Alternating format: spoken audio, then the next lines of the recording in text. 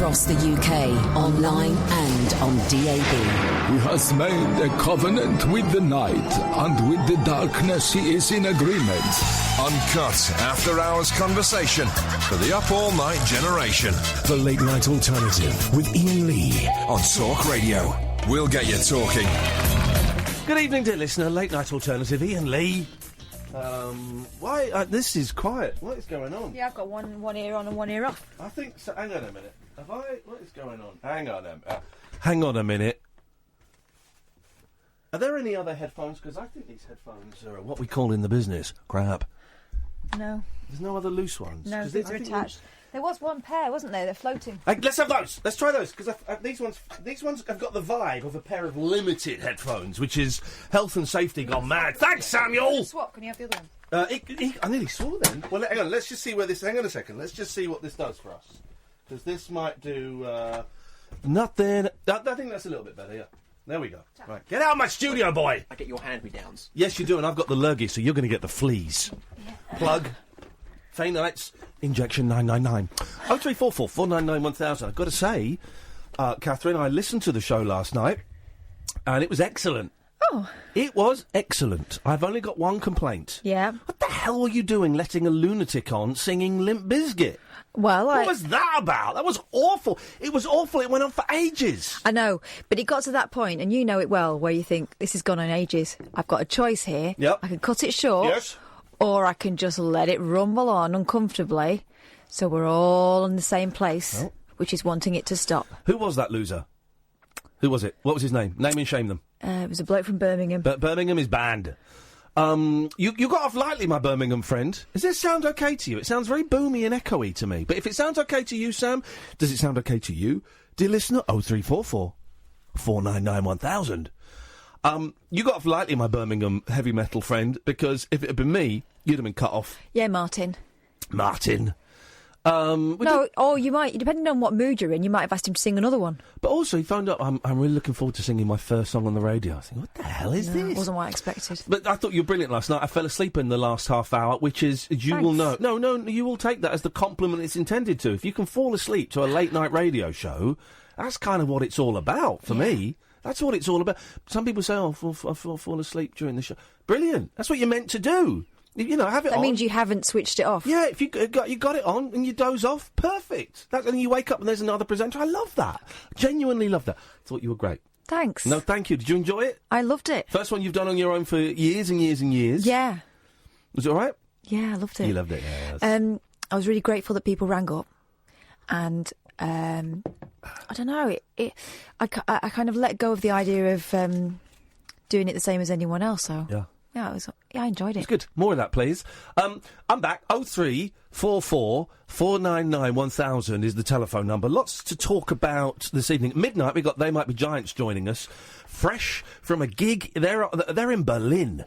And they're going to speak to us just after they've just stepped out of the club in Berlin that they're playing. They're going to talk about their new single, the new album, and they've got a tour coming up, which is kind of soon. I think it's in, like, October. And then they go away a bit, and then they come to London in March of next year, which is where we're going to see them at the Barbican. Ooh. But you can call in about absolutely anything you want. 0344 499 1000. Pop songs that have similarities we can talk about. I'll tell you why. Because I heard a song, right, I heard a song, and I thought, that reminds, I think, is this it? I think this is it. Let's have a listen. Hang on. Yeah, recognise this? Yeah. Now, this song reminds me of, it's not this bit, it's obviously the Malcolm McLaren, not this bit, but it's this bit. It's Eminem, Slim Shady himself, Marshall Mathers.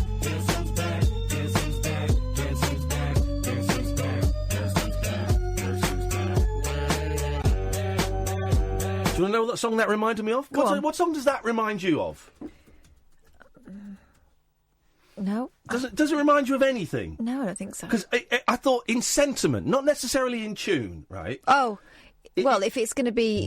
There we go. If it's in sentiment, it's going to be Return of the Mac, Mark Morrison. No.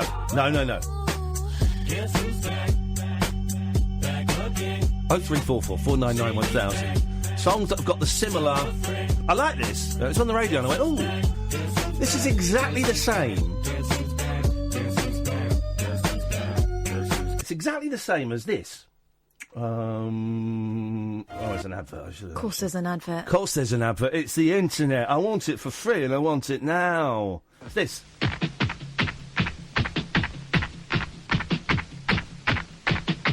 No. Hello, it's good to be back. It's good to be back. Hello. All right. Hello, it's good to be back. It's good to be back. Hello.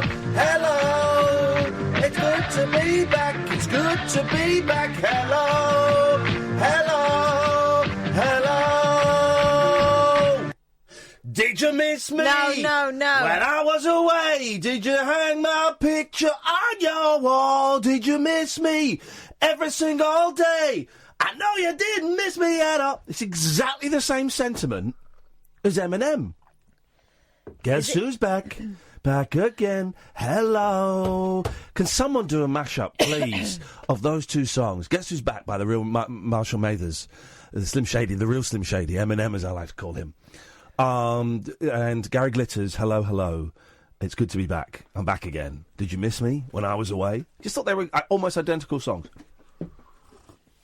I love the panic on your face then when I played a Gary Glitter song. Oh no, it's not that. It's the same face I do when I hear Michael Jackson. It's just, well, you've got to tread carefully there, though. No, just because I can't.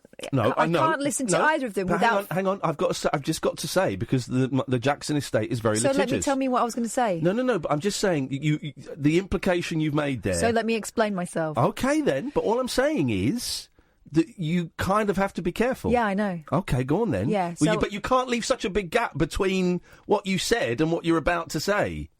You can't imply that Jackson's a pedo. I'm not saying that. No, but you're implying it. No, it's not. It's just all the stuff wrapped up with the whole thing. Right. It just made me so it's put me off. Right.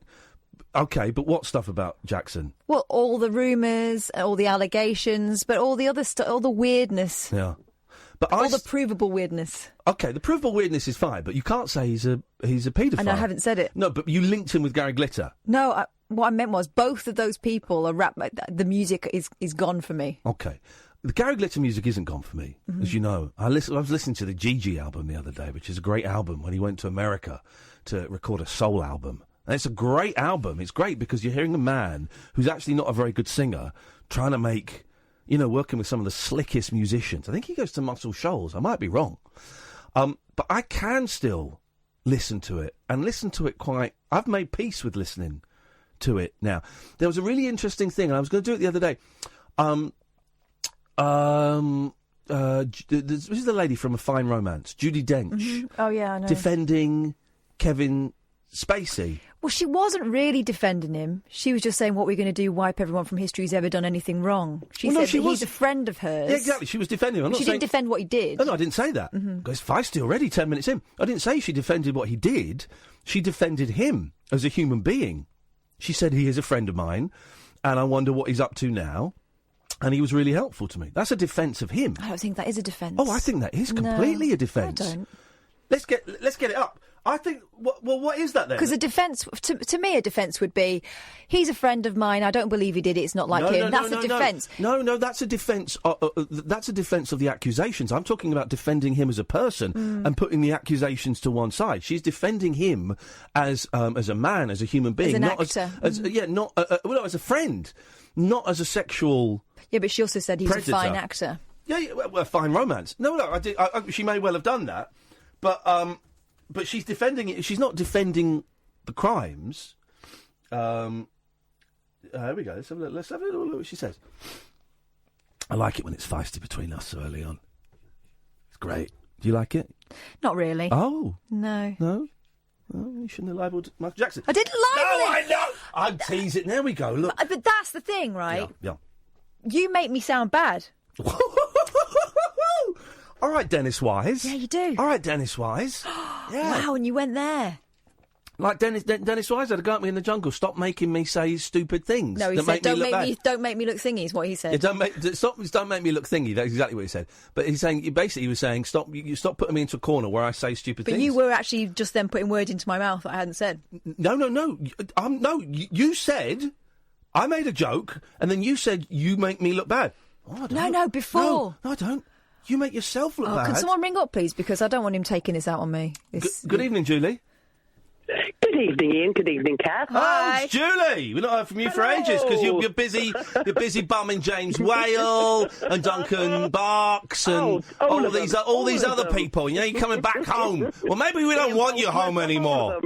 I'm home. I've always been here. I've just been quiet. Go on, what you got? Two songs that remind me of each other. Yeah. And that is. Can I just say? Can I just say? The headline in the Guardian. Judi Dench defends Kevin Spacey. That's the headline in The Guardian. I think that's a bit lazy. No. The Guardian's lazy, is it? I think it's a lazy headline. The Guardian's lazy. No, I didn't say that. Can you stop putting words into my mouth, please? Well, no, that was literally putting... Well, I didn't literally, because that would involve me blowing them into your mouth. Yeah. So can you stop using literally... When you literally use literally, it literally makes me vomit. Go on, then. Can you clarify what you said then, because it wasn't clear to me? Well, I feel sorry for you if that wasn't clear to you. It wasn't clear. It was crystal clear to everybody else. No, it wasn't. It wasn't. Are you saying... Are we having a real... Is this a real argument? It's turning into one, No, not a real one. Come on now. Are you saying The Guardian is lazy? I'm saying that's a lazy headline. Well, OK, it's a yes... It would be a gross generalisation to say The Guardian was lazy. OK. I think that's a lazy headline. Within The Guardian. So The Guardian has elements of laziness? I think that particular element, yes, is lazy. So The Guardian has elements of laziness? No, that particular element is yes, lazy. no question. No, it's not. Well, it is. Well, no, the question I'm asking is... Let's discuss things with nuance, because it's not a binary concept. This one is, I'm afraid. No. I'm afraid Sorry, then, we can't discuss it because you're not bright enough. So you're not prepared to discuss...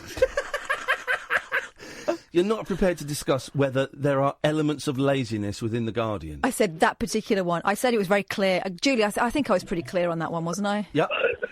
I don't like it when Mummy and Daddy fight. OK. No. All right. Daddy gets embarrassed. No, because Mummy starts drinking. So, Julie, what would you like to say? Two songs that I think are similar. Yeah. Which is, and it's quite timely, because it's Chas and Dave's Sideboard song. Yeah. And Blurred Lines. What is Blurred Lines? Blurred Lines, oh God. The one that ripped off that Marvin Gaye song. Robin Thicke. If you play just the intro of both of those, they are... Right, hang on, what am I playing? Similar. Sideboard song, yeah. OK, and Blurred Lines? Yes, by Robin Thicke. OK, well let's... I think Blurred Lines would have been brilliant song by Chas and Dave. OK, here we go. Here's Chas and Dave. What was that? Chas and Dave doing a Beyonce song you had the other day. That was good, wasn't it? Single Ladies, wasn't it? Yeah, here we go. Right. Oh, yeah. OK, followed by... Oh. Everybody get up. Completely different. What are you talking about? They sound really similar, I think. Let's have a listen again. Maybe, OK, right, Catherine. Wait a little bit longer, maybe. Catherine, tell me which one is which, okay? I agree with Sally. Here we go. Well, we know which You agree with Sally? I agree with everyone else apart from you tonight. You agree with Sally? OK, well, when Sally calls in, you can tell her that. I'm talking to Julie right now. Here we go. Everybody get up. OK. No. And... Good night, Julie. Bye, Sally. 03444991000. This is Talk Radio. The wild man of late night radio. The Late Night Alternative with Iain Lee On Talk Radio. We have ways of making you talk. A little bit of a tense vibe in the studio. That's fine. That's going to mean it's going to be outrageously good radio. Don't get tense, just relax. 034. I had my my eldest. He wants to show affection because of the divorce and stuff. He wants to show affection, and he's struggling to know how to show affection. And so today, and he knew I wasn't very. He said, "Can I give you a massage?" I went, "You're too right, you can, boy." And so he gave me a massage. And then he said, "Wouldn't it be funny if someone walked on your back?" And I said, "Well, okay, fine." And so I lay on the floor. And he said, "Really?" I said, "You walk on my back. Don't tread on the spine. You walk up and down." He said, "Should I, all my weight?" I said, "All your weight. I can take it." And he was in his step. Then both of them were just running up and down my back in hysterics. And it felt great. How many times did you blow off? I didn't blow off at all. But then they kept doing it to each other. I've got a recording of it, but I think they might use their names. And I'll never give their names up. But I've got a recording of them, which I'll play you, of them walking on each other's back. And they're just in hysterics. They're finding it hilarious. Hilarious. 0344 499 1000 is the telephone number. Let's go to Dom. Good evening, Dom. Good evening. Hello, Dom. What can I do for you tonight? Hello. How you doing? Well, we had a bit of a tete-a-tete on Twitter yesterday, didn't we? Remind me who you are. I'm the vegan on Twitter. I think there's more than one. Oh no, you're the one that was a bit rude. Yes. Yeah. I'm sorry for that. I'd like to offer my apology initially, actually, because in hindsight, I think I was a bit accusatory and inflammatory. That's very kind of you, man. I accept the apology. I did find it. I found it a bit aggressive when it didn't need to be, because we're kind of on the same side. Okay, that's good to know. I mean, you're right. You are right. I was overly aggressive, and I certainly didn't need to be. Well, I apologise if I was rude to you. I can't apologise for what anyone else sent to you, because you're right, I've got a little bit of sway, but I certainly didn't tell anyone to send mean messages. And I know you got some mean messages, but that's down to those individuals, and that's certainly not the vibe that I try and create on Twitter. Of course, and I get that, and I luckily I'm big enough and ugly enough to take all that with a pinch of salt. Okay. But yeah, no, quite simply, rather than carry this malarkey on Twitter, which is I need to learn to take a breath before I type on Twitter. I think. Me too, man. I'm rather new to it, and it's a bit.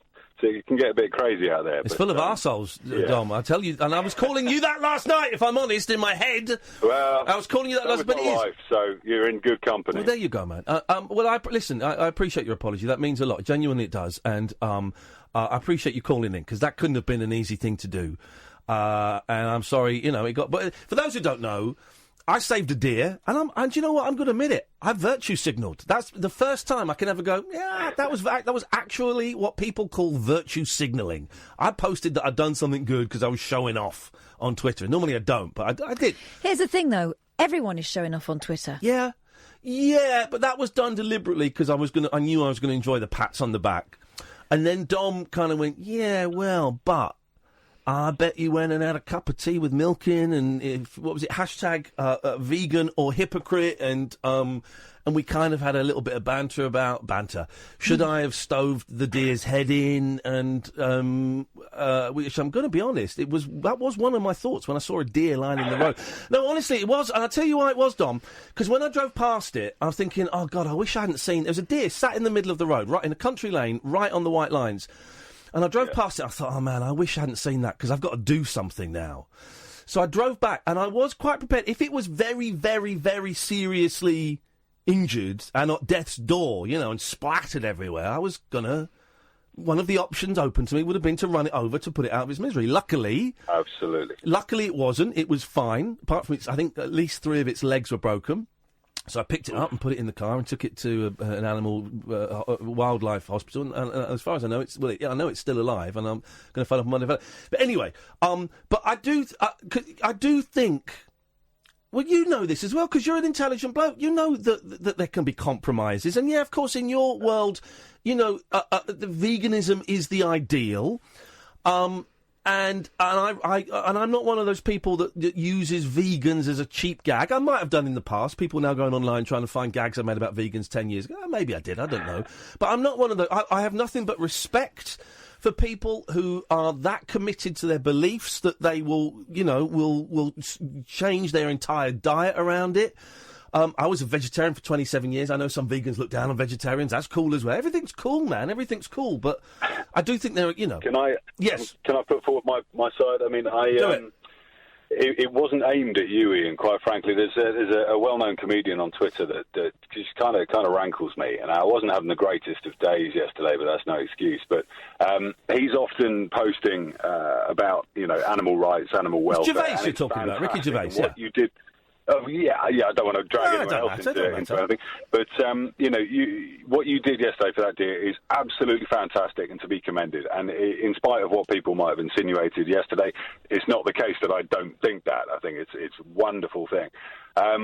All of Ricky's posts are all about, saving dogs, saving cats, whatever else. And that's fantastic too. But then there's a plethora of people that are just saying, oh, brilliant, yeah, I hate people that upset or torture animals or this, that and the other.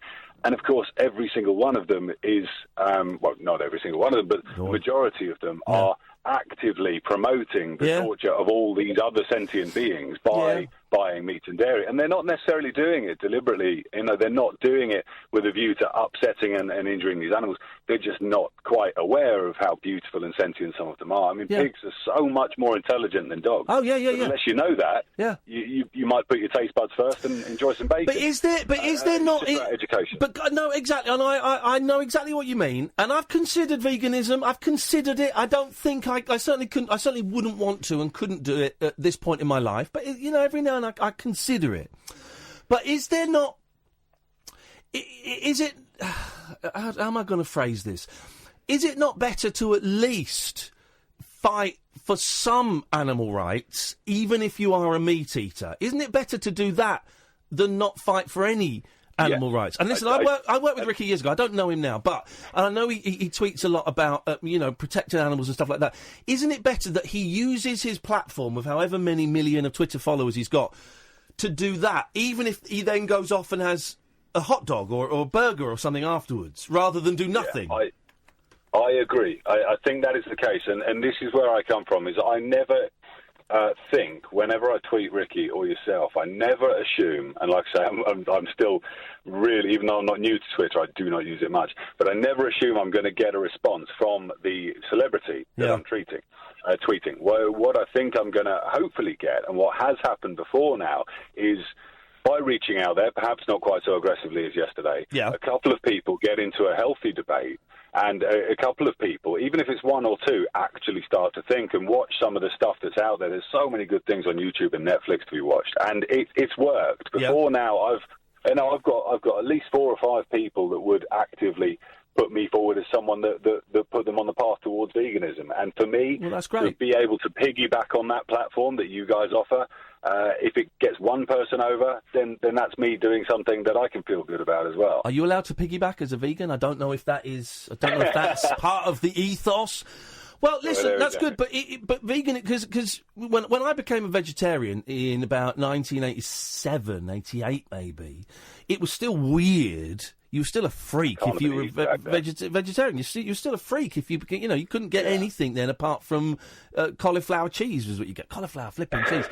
And being a vegan then, man alive, you were nuts. Impossible. Impossible, and you were a freak. But now vegetarianism is normal and veganism is normal. And I would say in the last 5 years, veganism has come on in terms of its social perception in leaps and bounds, hasn't it? Yes, and the ease for which you can do it. I mean, you being a vegetarian in the 80s would have been far more difficult than me being a vegan now. Yeah. Where I'm so lucky to have all this stuff made available. The one difficulty, my son is highly allergic to nuts, so we can't have any nuts in the house, which as a vegan is painful. Flipping He's going to grow up with troubles. Yeah, but no, it is so much easier now, and with all the information on it. I mean, that's the thing. I was on the other side of this argument for years and years. As a young adult, I would call out vegans as weird, hemp wearing. I don't wear hemp, but you know what I mean, tie-dye, all that rubbish. And you look at About a Boy for the film with Hugh Grant, and what's his face, and his mum is made to be an absolute freak, and in the end she gives over and lets him have some meat. Yeah. And I've always thought that way, and only through painfully educating myself, and again, this started because of my son, because he's dairy intolerant as well. Oh, man. Only through educating myself about what these things could do to the body did I start to think, hang on, we are drinking the milk of another species that's meant for its young, and I wouldn't go up to another random woman in the street and drink her breast milk, but I'm happy to drink the milk of another species. It doesn't make sense to me. But also, what people don't get as well is that it's painful for the cows to have those things clipped to the udders, and also they're given a drug so that they're constantly pumping out milk. It's not a normal situation for them to be pumping out milk every single day. It's not a natural byproduct. And they have their young torn from them, and they're born for their young just as a human would. So, but all of that has only come about following my learning about all of these things. And it's been painful, I tell you, in watching these things. If you watch Lucent on YouTube, it will show you how wonderful pigs are, but it's so painful to watch. But I've had to put myself through that, and that's why I feel so impassioned. Well, no, hey, listen, man. I'm so pleased you phoned, Dom. And we are metaphorically shaking hands now because you've explained yourself so much better, and I hope I have, than is possible on Twitter. It's impossible to explain yourself on Twitter. And I'll be honest, I'm trying not to do this, but I do. I tend to come out all guns blazing when I feel that someone's having a pop at me, whether they are or not. And you've just admitted that your first tweet was a bit aggressive, and that's cool. But if I come out all guns blazing and firing and stuff like that, so Twitter is not the place for a nuanced conversation or a discussion about opposing beliefs. I don't know if anyone else has picked up on that. I don't know if I'm the first person to become aware of that. But it's not. And again, I apologise. I thought my tweets were funny, if I'm honest, but they did have some effing and jeffing in it. I apologise for any aggressiveness that came from me. And I genuinely, man, I respect the decisions that you have made. I wish you the best of luck bringing up your boy with allergies and intolerances like that. I mean, that makes everything a whole lot more difficult. And I'm really nearly killed him twice. No, what happened? How do you find out that someone's got an allergy? That he ate a nut and he swelled up? Yeah, we gave him some cashew nut butter and he blew up. And then we were on holiday in the Scillies in the summer, and I managed to give him a milkshake, which I'd somehow convinced myself was free of dairy and therefore safe for him, and it had almonds in it, and he blew up, and we had to get him flown off the islands. It was ridiculous. And what is it? Does he get an EpiPen? Did he get an injection or something? Yeah, but the EpiPens didn't do anything, so he had 2 EpiPens on the island, and the reaction still got worse, so he had to get flown off, and that was completely and utterly my fault. I just, sometimes I don't think. So my wife is just about forgiven me nearly 6 months on. It's petrifying. It's so easily done. Yeah, of course it is. But hopefully not again. But no, Iain, thank you for having me on here. And this is the platform for this kind of discussion. I'll tell you what, in the few minutes I've been listening beforehand, and the podcasts I gave a listen before I decided to come on here. Oh, thank you, man. Listening again, and I'll be calling in again because please do. You can call in about this. You can call about anything. And sometimes we get heavy, and more often than not, we get very silly. I enjoyed your wedding photos of you. I'm assuming it was your wedding photo. With you opening your shirt and you were Superman underneath. Did you see those? I did. They were great pictures. I enjoyed that a lot. Dom, nice to talk to you, brother. Thank you for calling in, man. And you. Take care. Tutty bye. There we go. What a nice guy. Twitter. I was all set for a punch up there. Yeah. Twitter, you can't do it on Twitter. I found it really helpful taking it off my phone as an app. Yeah. Right. So now I only kind of open it if I've got my laptop open, which is sort of the end of the day when I get into work. And by then, anything that might have flared up into an argument is so old anyway, it's barely worth responding. Yeah. But it's so easy, isn't it, when it pops in? Of course it does. And, I come out kicking. So do I. And his first tweet was a bit aggressive, and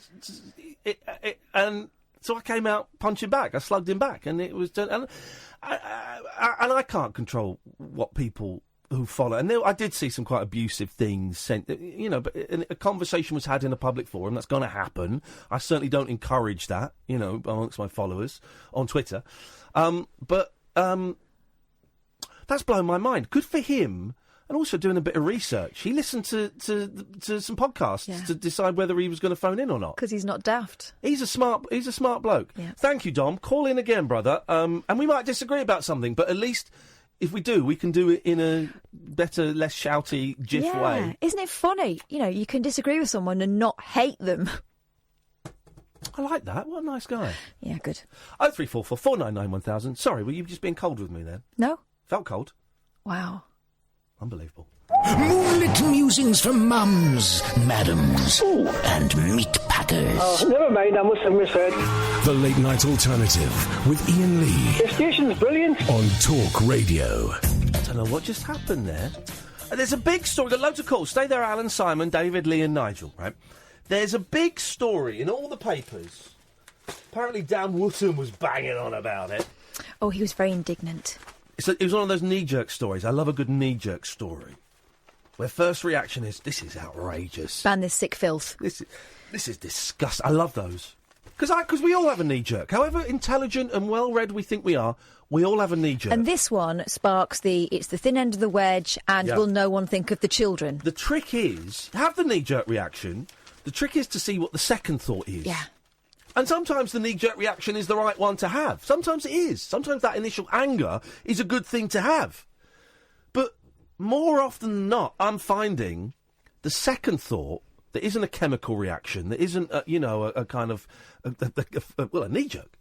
The second one is the better one. So this is the story. It's in the Mail. It's in loads of the papers. Don't inject it alone. University offers students online guide to taking heroin. A top university where a student died last year after taking ecstasy. That's really interesting, and I will come back to that in a minute. Has been slammed for giving detailed advice on how to take drugs safely. I'll come back to it now. Maybe, if this advice had been given 2 years ago, who knows what would have happened in that incident where someone died. I don't know. But it's that thing of giving detailed advice on how to take drugs safely.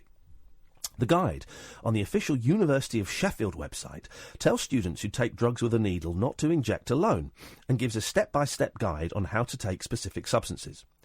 Joanna Burns, 22, died in June last year after taking MDMA, a crystallised form of ecstasy, during a club night out at the university's student union.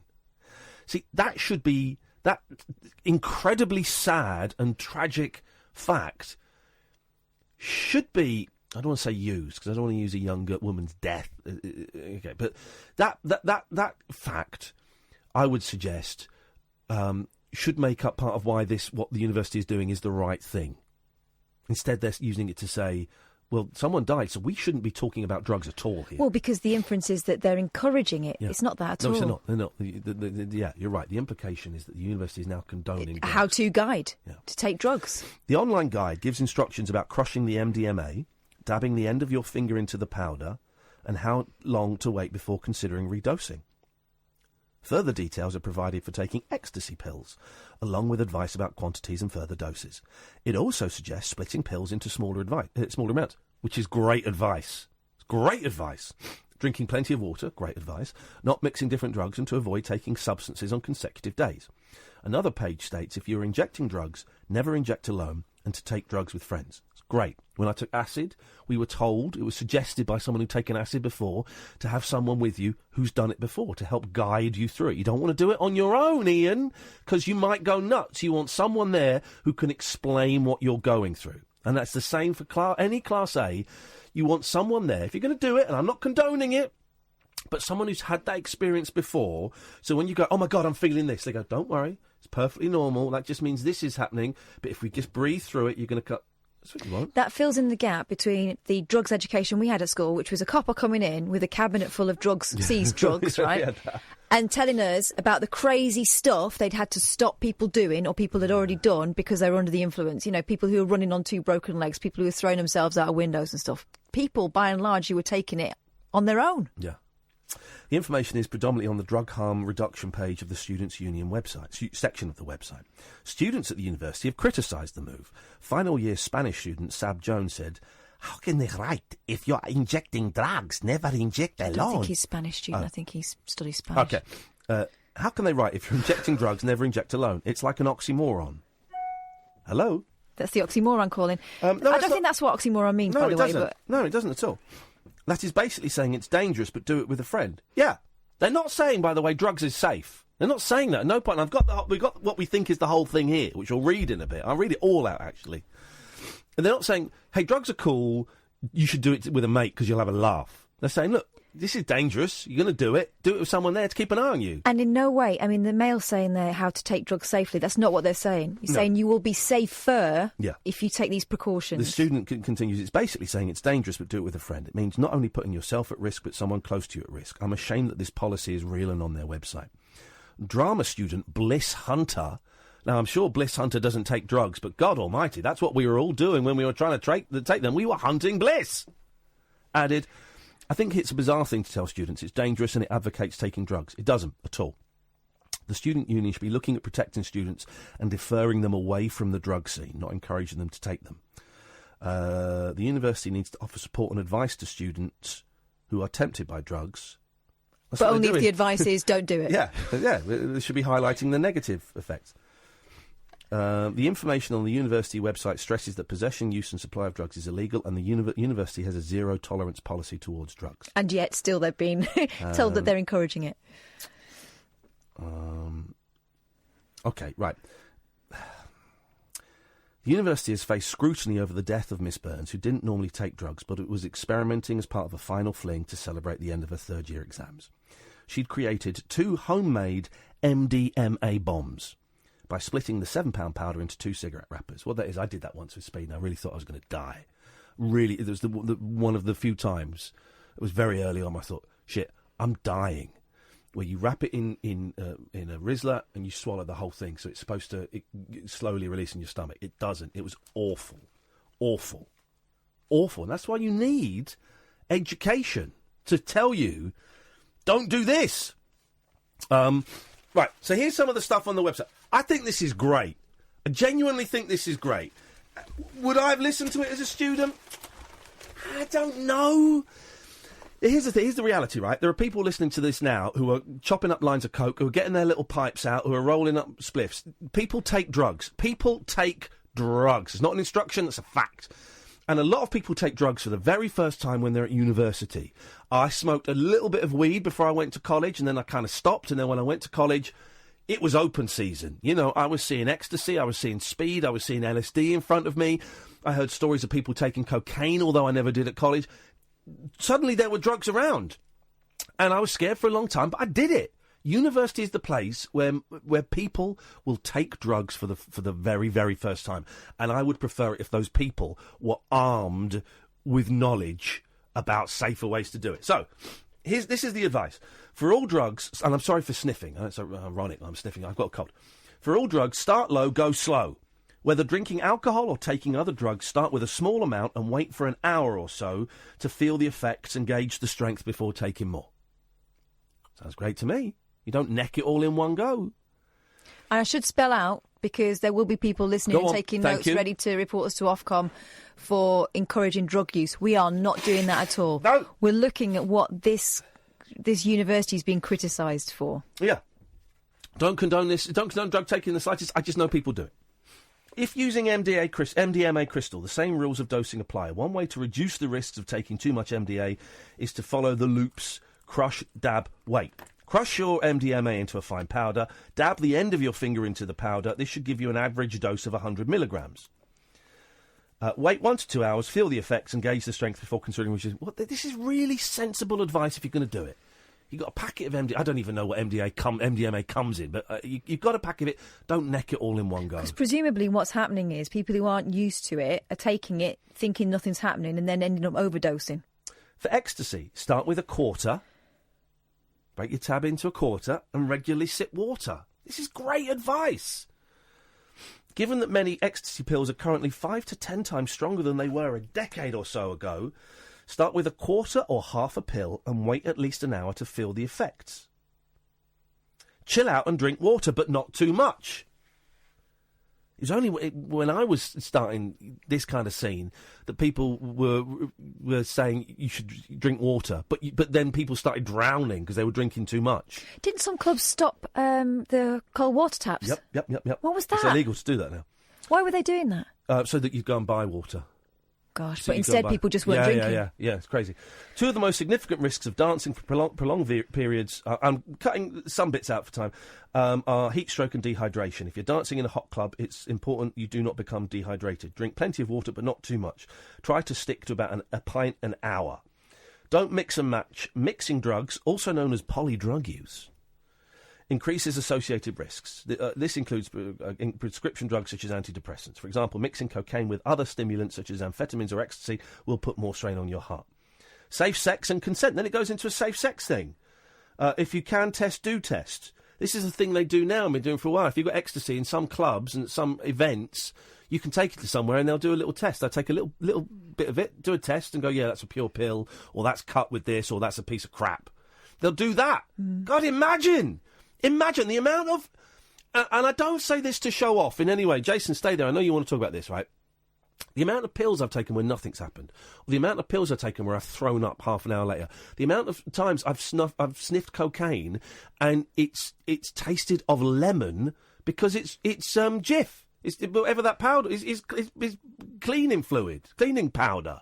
The amounts of times, and it's made me violently ill, right? I'm not saying that to brag. I'm saying it because if there had been somewhere where I could go, can you test this? And you're not being laughed at, you're not at fear of prosecution, you're not in danger, where you can openly go, could you test this, please? And they go, that is crap, mate. You do not want to put that up your nose. I know people who have smoked something and then afterwards, a day after, said that was not what I thought it was going to be. It can't have been because the effect was completely different to what they were expecting. Again, we've got to say this, so that when someone does complain to Ofcom, we can play this tape back. This is the third time I think of saying it. We're not encouraging you to take drugs. We're not condoning the use of taking drugs. God, how many conversations have we had about how difficult it and how much lives get ruined by it? All we're doing is we're reading out the advice from the University of Sheffield Student Union that has been roundly, and I'm going to say wrongly, criticised by most of the press. I can't think of any other bit of press that's gone, this is a great idea. This is wonderful. Will people take any notice of it? I'm trying to think back to my college days. Probably not. And before someone hits us, and it will happen at some point with how would you feel about your kid getting this advice? If my child, and I hope to God it never happens, if my child is ever contemplating injecting drugs, someone telling them not to do it on their own isn't the worst advice they're going to get. No. Here's my thinking. Then we'll have a break. Then we'll go to Jason and we'll take some calls. Here's my thinking, right? At some point, my kids are probably going to take drugs. They probably are. It's very, very likely. Whether it's having a bit of weed, I mean, they're certainly going to drink. Whether it's having a bit of weed or whether it's more, I don't know. But I suspect that something, they're certainly going to drink. And I suspect they'll probably have a puff at some point, at the very least. And one of the benefits of me being a drug addict is I will be able to spot pretty early on when they've started that, my antenna is up. But also, when they are old enough, and we're some way off this, but when they're old enough, I'm going to sit down and tell them why I don't drink. I'm going to tell them what happened to me and my abusive relationship with alcohol and drugs and how I'm allergic to them. And how dark it can get. And also, sometimes it's fun. But I hope that they will be able to. I will have such a good relationship when they are teenagers or young men that I'll be able to have an open conversation with the pluses and the minuses and where it took me and on how to, if they're going to do stuff, the safest way they can do it. I don't want my babies to take drugs. Of course I don't. But I also live in the real world. Yeah. It kind of, I never had that conversation with my parents, but my mum was always great. She'd always say to me, I'd rather you told me what's going on. Yeah. I might not like it, but then at least I'll know and we can talk about it. And I remember talking about sex with my mum to a certain degree and she was really honest about it. And thank God she was, because my other parent, my dad, wanted to pretend it wasn't happening at all. And you can't have two parents like that. Yeah. Not come a cropper at some point. And also, going back to the time I took a speed bomb, which is this awful way of taking drugs, and I thought I was going to die. I was 21. I was at college, my third year at college. I wish I'd had a parent I could have phoned up and said, oh, my God, what have I done? And when I was at my lowest ebb, the last 3 or 4 years of my coke use, I wish I could have told my mum or dad and said, man, I am struggling. Well, because the secrecy adds to the problem, doesn't it? I think this thing from the University of Sheffield Student Union is brilliant. 0344 499 1000. Jason, you'll be next. Then we've got Nigel, Lee, Simon and Alan. This is Talk Radio. The radio show that knows truth is always stranger than fiction. Week Monday, I get shoes. The Late Night Alternative with Iain Lee. Because they're too real to be part of my imagination. On Talk Radio. 0344 499 1000. Good evening, Jason. Hi there, how's it going? Yeah, it's all right. I've got a stinking cold and my nose is sore. So I've had to put Catherine's strawberry Vaseline, or it's cherry, maybe it's cherry Vaseline on my nose. It's spiced apple, actually. Well, but it's red, and so I've just blown my nose, and it looks like I've got a nosebleed. It's horrible. But apart from that, Jason, I'm on top of the world looking down on creation. What can I do for you this evening? I'm sitting here doing my toenails, if that helps. Oh, what glamorous lives we lead. Yeah, I know. Yeah, so I want to congratulate you on the conversation you just had, because that's exactly on point about the Sheffield University, and it's what we call harm reduction. So just to explain who I am, we're from an organisation called Leap UK. Oh, we've just been tweeting you. That's the one. Yeah, someone tweeted us together, and I said, "Give us a call, man." Oh, this is you. Go on. Because the advice comes from you, doesn't it? Well, not us specifically, but we certainly do back it. Right. Who is LEAP? Jason, tell us what LEAP UK is. So we're Law Enforcement Action Partnership. We're a load of police officers, chief constables, MI5, undercover operatives, all who completely support a regulated and different drug policy. Because what we're doing just doesn't work. It kills people. We're at the highest drug deaths ever, and we're actually leading in Europe. So up in Scotland, nearly 1,000 people are dying per year through our drug policy. And this highest in Europe. Imagine if that was road deaths. We'd be doing something about that. We'd be having a conversation. But because it's drug deaths, we're just brushing it under the carpet. So just clarify, what is the drug policy? Everything's illegal, and you can get arrested if you get caught with it. That's essentially the idea. Right. So the law is supposed to be a deterrent. So drugs are bad, therefore this law means that you're not going to take them because you're going to suffer a criminal justice prosecution for it. Okay, well that hasn't worked for the last 40-odd years, so maybe it's time to try something else. The government also recognises this doesn't work. A report came out a few years ago that they did try to redact this line because it just didn't fit their policy, and it was that the harshness of a country's drug laws doesn't impact on use. Yeah. So it's futile, and we know that, and the government recognises that. So all it does is pile on these extra layers of harm. So drugs are illegal, therefore they're cut with all sorts of things. As you just said, you've got personal experience of things tasting like they shouldn't, like lemon and things like that. And you used a great example of the Loop, which is a drug testing service, which is just doing amazing work along festivals all over the country. How do they test it? Because this wasn't around when I didn't really go to clubs. I kind of took all my drugs at home. But how do they test it? So what happens is that they can either be front of house or back of house. That's going to be dependent on the venues. And then you go along with your drugs, and they'll take a small sample, they'll crush it up, they'll test it under the microscope and see what's in there, and there's some scary things that come back. So malaria tablets, concrete. They've had something that's been 100% concrete before. Yeah, that doesn't surprise me in the slightest. And then they get an analysis back. You wait about half an hour. You come back, you get the results in, and then they'll go, right, you've got this amount, MDMA is this purity, blah, blah, blah. And then they'll give you titration advice. So, take a small amount, see how you get on, drink plenty of water. And under the Loop's watch, no one has died. Wow. But the festivals where the Loop hasn't been present, there have been deaths. So that in itself completely speaks for itself, surely. That's nuts, isn't it? That's nuts. And here's the thing. Go on. We are actually starting to get more traction with this now because we're getting these incremental reforms where the Loop are allowed to be present. We are seeing that more and more politicians are getting on board, where they're seeing that actually lives are being saved in real time. And we're also seeing politicians' children as well having some positive effects with drug. Politicians got kids that take drugs as well. Well, here's the thing, and this will never happen.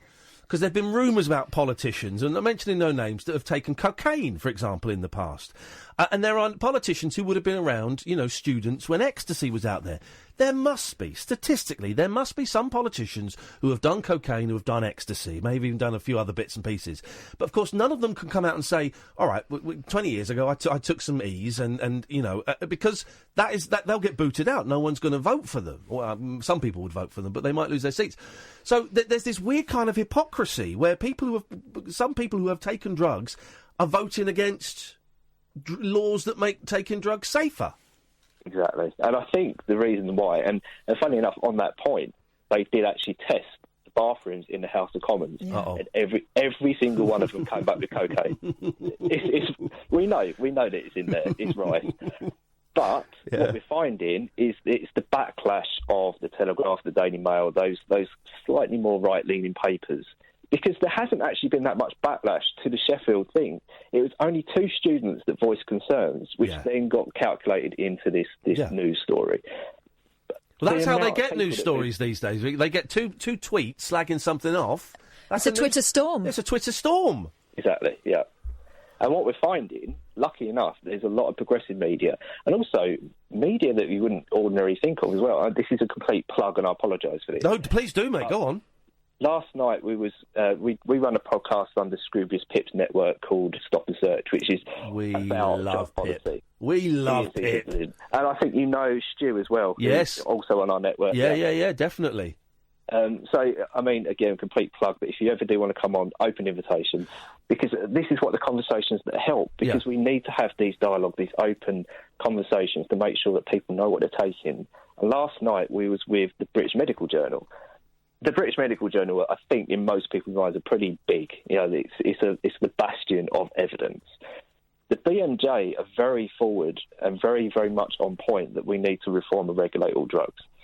So when you've got the most respected medical journal in the world coming forward and saying, look, we might want to do things differently, surely that's an indication that we are getting things wrong currently. Here's the thing. Do you remember we had Miranda Sawyer on, Catherine, talking about her book? Miranda Sawyer, the writer, came on. And what was great, is it a pre-recording news? We're going to be late for the news. Screw those guys. What was so refreshing was in her book and in the conversation, she talks more openly about her recreational drug use in the 80s, 90s and early 2000s than I've ever dared to, and than I've ever heard in anything. She was so open about what she took and why she took it and how it made her feel. And it was so refreshing because we keep all this stuff secret. You know, that my drug hell, if a celebrity comes out and says, I took cocaine, they're lambasted in the papers for it, where we should be listening to them going, OK, what was it like? What did it do to you? Could you stop taking it on your own or did you have trouble? How did you stop? We should be talking to these people because kids are going to take drugs. I mean, not just kids, people in their 40s, 50s and 60s are taking drugs. But people in their teens and their 20s are going to experiment with stuff. And I'm going to say it again, the secrecy and shame and the sort of perceived seediness of it doesn't help when it comes to someone needing to reach out and change things. You know, if they find that they're in trouble, they feel like they can't say anything because they've already told lies about it. Jason, listen, exactly at Leap UK, LEAP UK is the Twitter. What is the podcast? So it's Stop and Search on Scroobius Pip's Distraction Pizza Network. I've just sent you a direct message on my email. I'd love to come on at some point. Oh, thank you so much. Because honestly, those conversations so help. This is what we need. So thank you so much for just addressing it on your programme. It's been brilliant. Oh, mate, but bless you, brother. And you know, what you are doing is saving lives. No one should... People are going to take drugs. And, you know, there are ways to avoid a lot of the deaths from taking drugs. There's ways to do it. People shouldn't be dying. Thank you, Jason. We'll speak again soon, mate. Thank you so much. Cheers for this. Oh, go on. I cut you off. Sorry, Jason. I cut him off. There we go. That was a nice guy. Yeah. 034, we're late for the news. 0344 499 1000. This is Talk Radio. Across the UK, online and on DAB. Take a far-out trip into the twilight zone of late-night radio with Iain Unmissable late-night radio with the original king of unconventional conversation. Make contact with Iain. The Late Night Alternative with Iain Lee on Talk Radio. Let's try Billy. Good evening, Billy.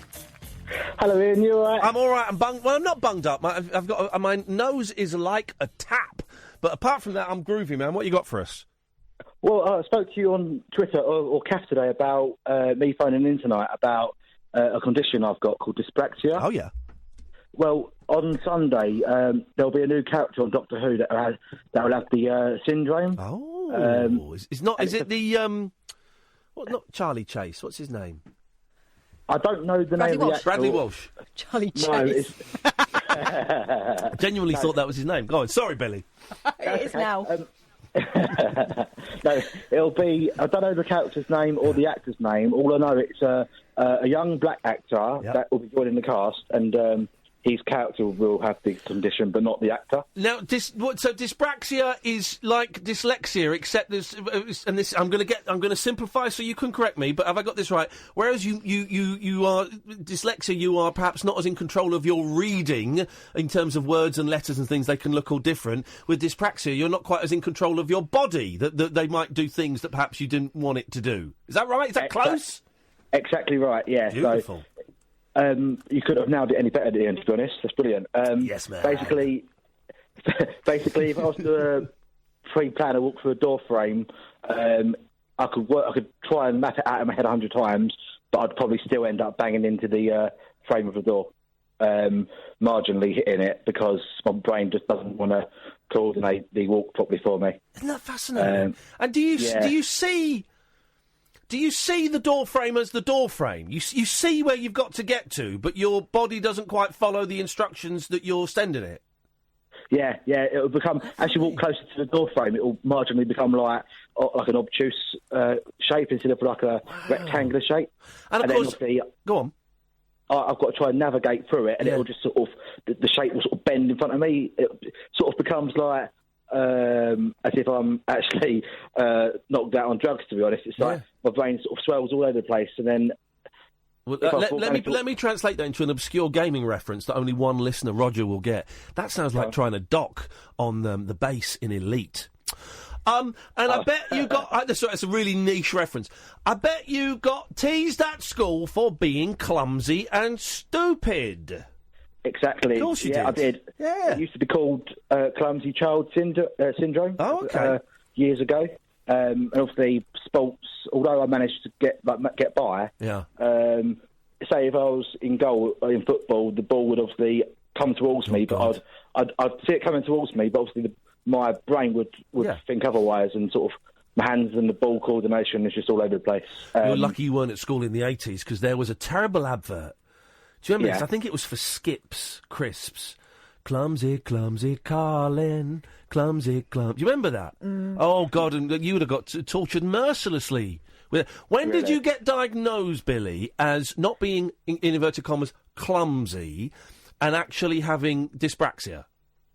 I believe originally I was as a young child, but then about a year ago, next month, I was re-diagnosed and... spent a whole day in London being talked through the whole condition and what can be done for me. And I was told that people like Daniel Radcliffe and Florence from Florence and the Machine also have the condition. Oh, there you go. Oh, that's interesting. So what can be done for you then? Absolutely nothing. Oh, when you said they spent all afternoon going through it, I thought, oh, OK, right, there's a list of solutions. Oh, there's nothing. No, right, OK, I'm sorry to hear that. We spent like £600 getting the diagnosis done, only to be told basically download an app on your phone to remind you what to do, like diary-wise, and take simple steps to walk through a door. Oh man, alive! Am I right? There's no real treatment for dyslexia, is there? There was a thing about four years ago when someone came out and said, "I can cure dyslexia," and it was all to do with sitting on a chair and being spun around. And it was, and everyone went, whoa, shit, there's a cure for dyslexia.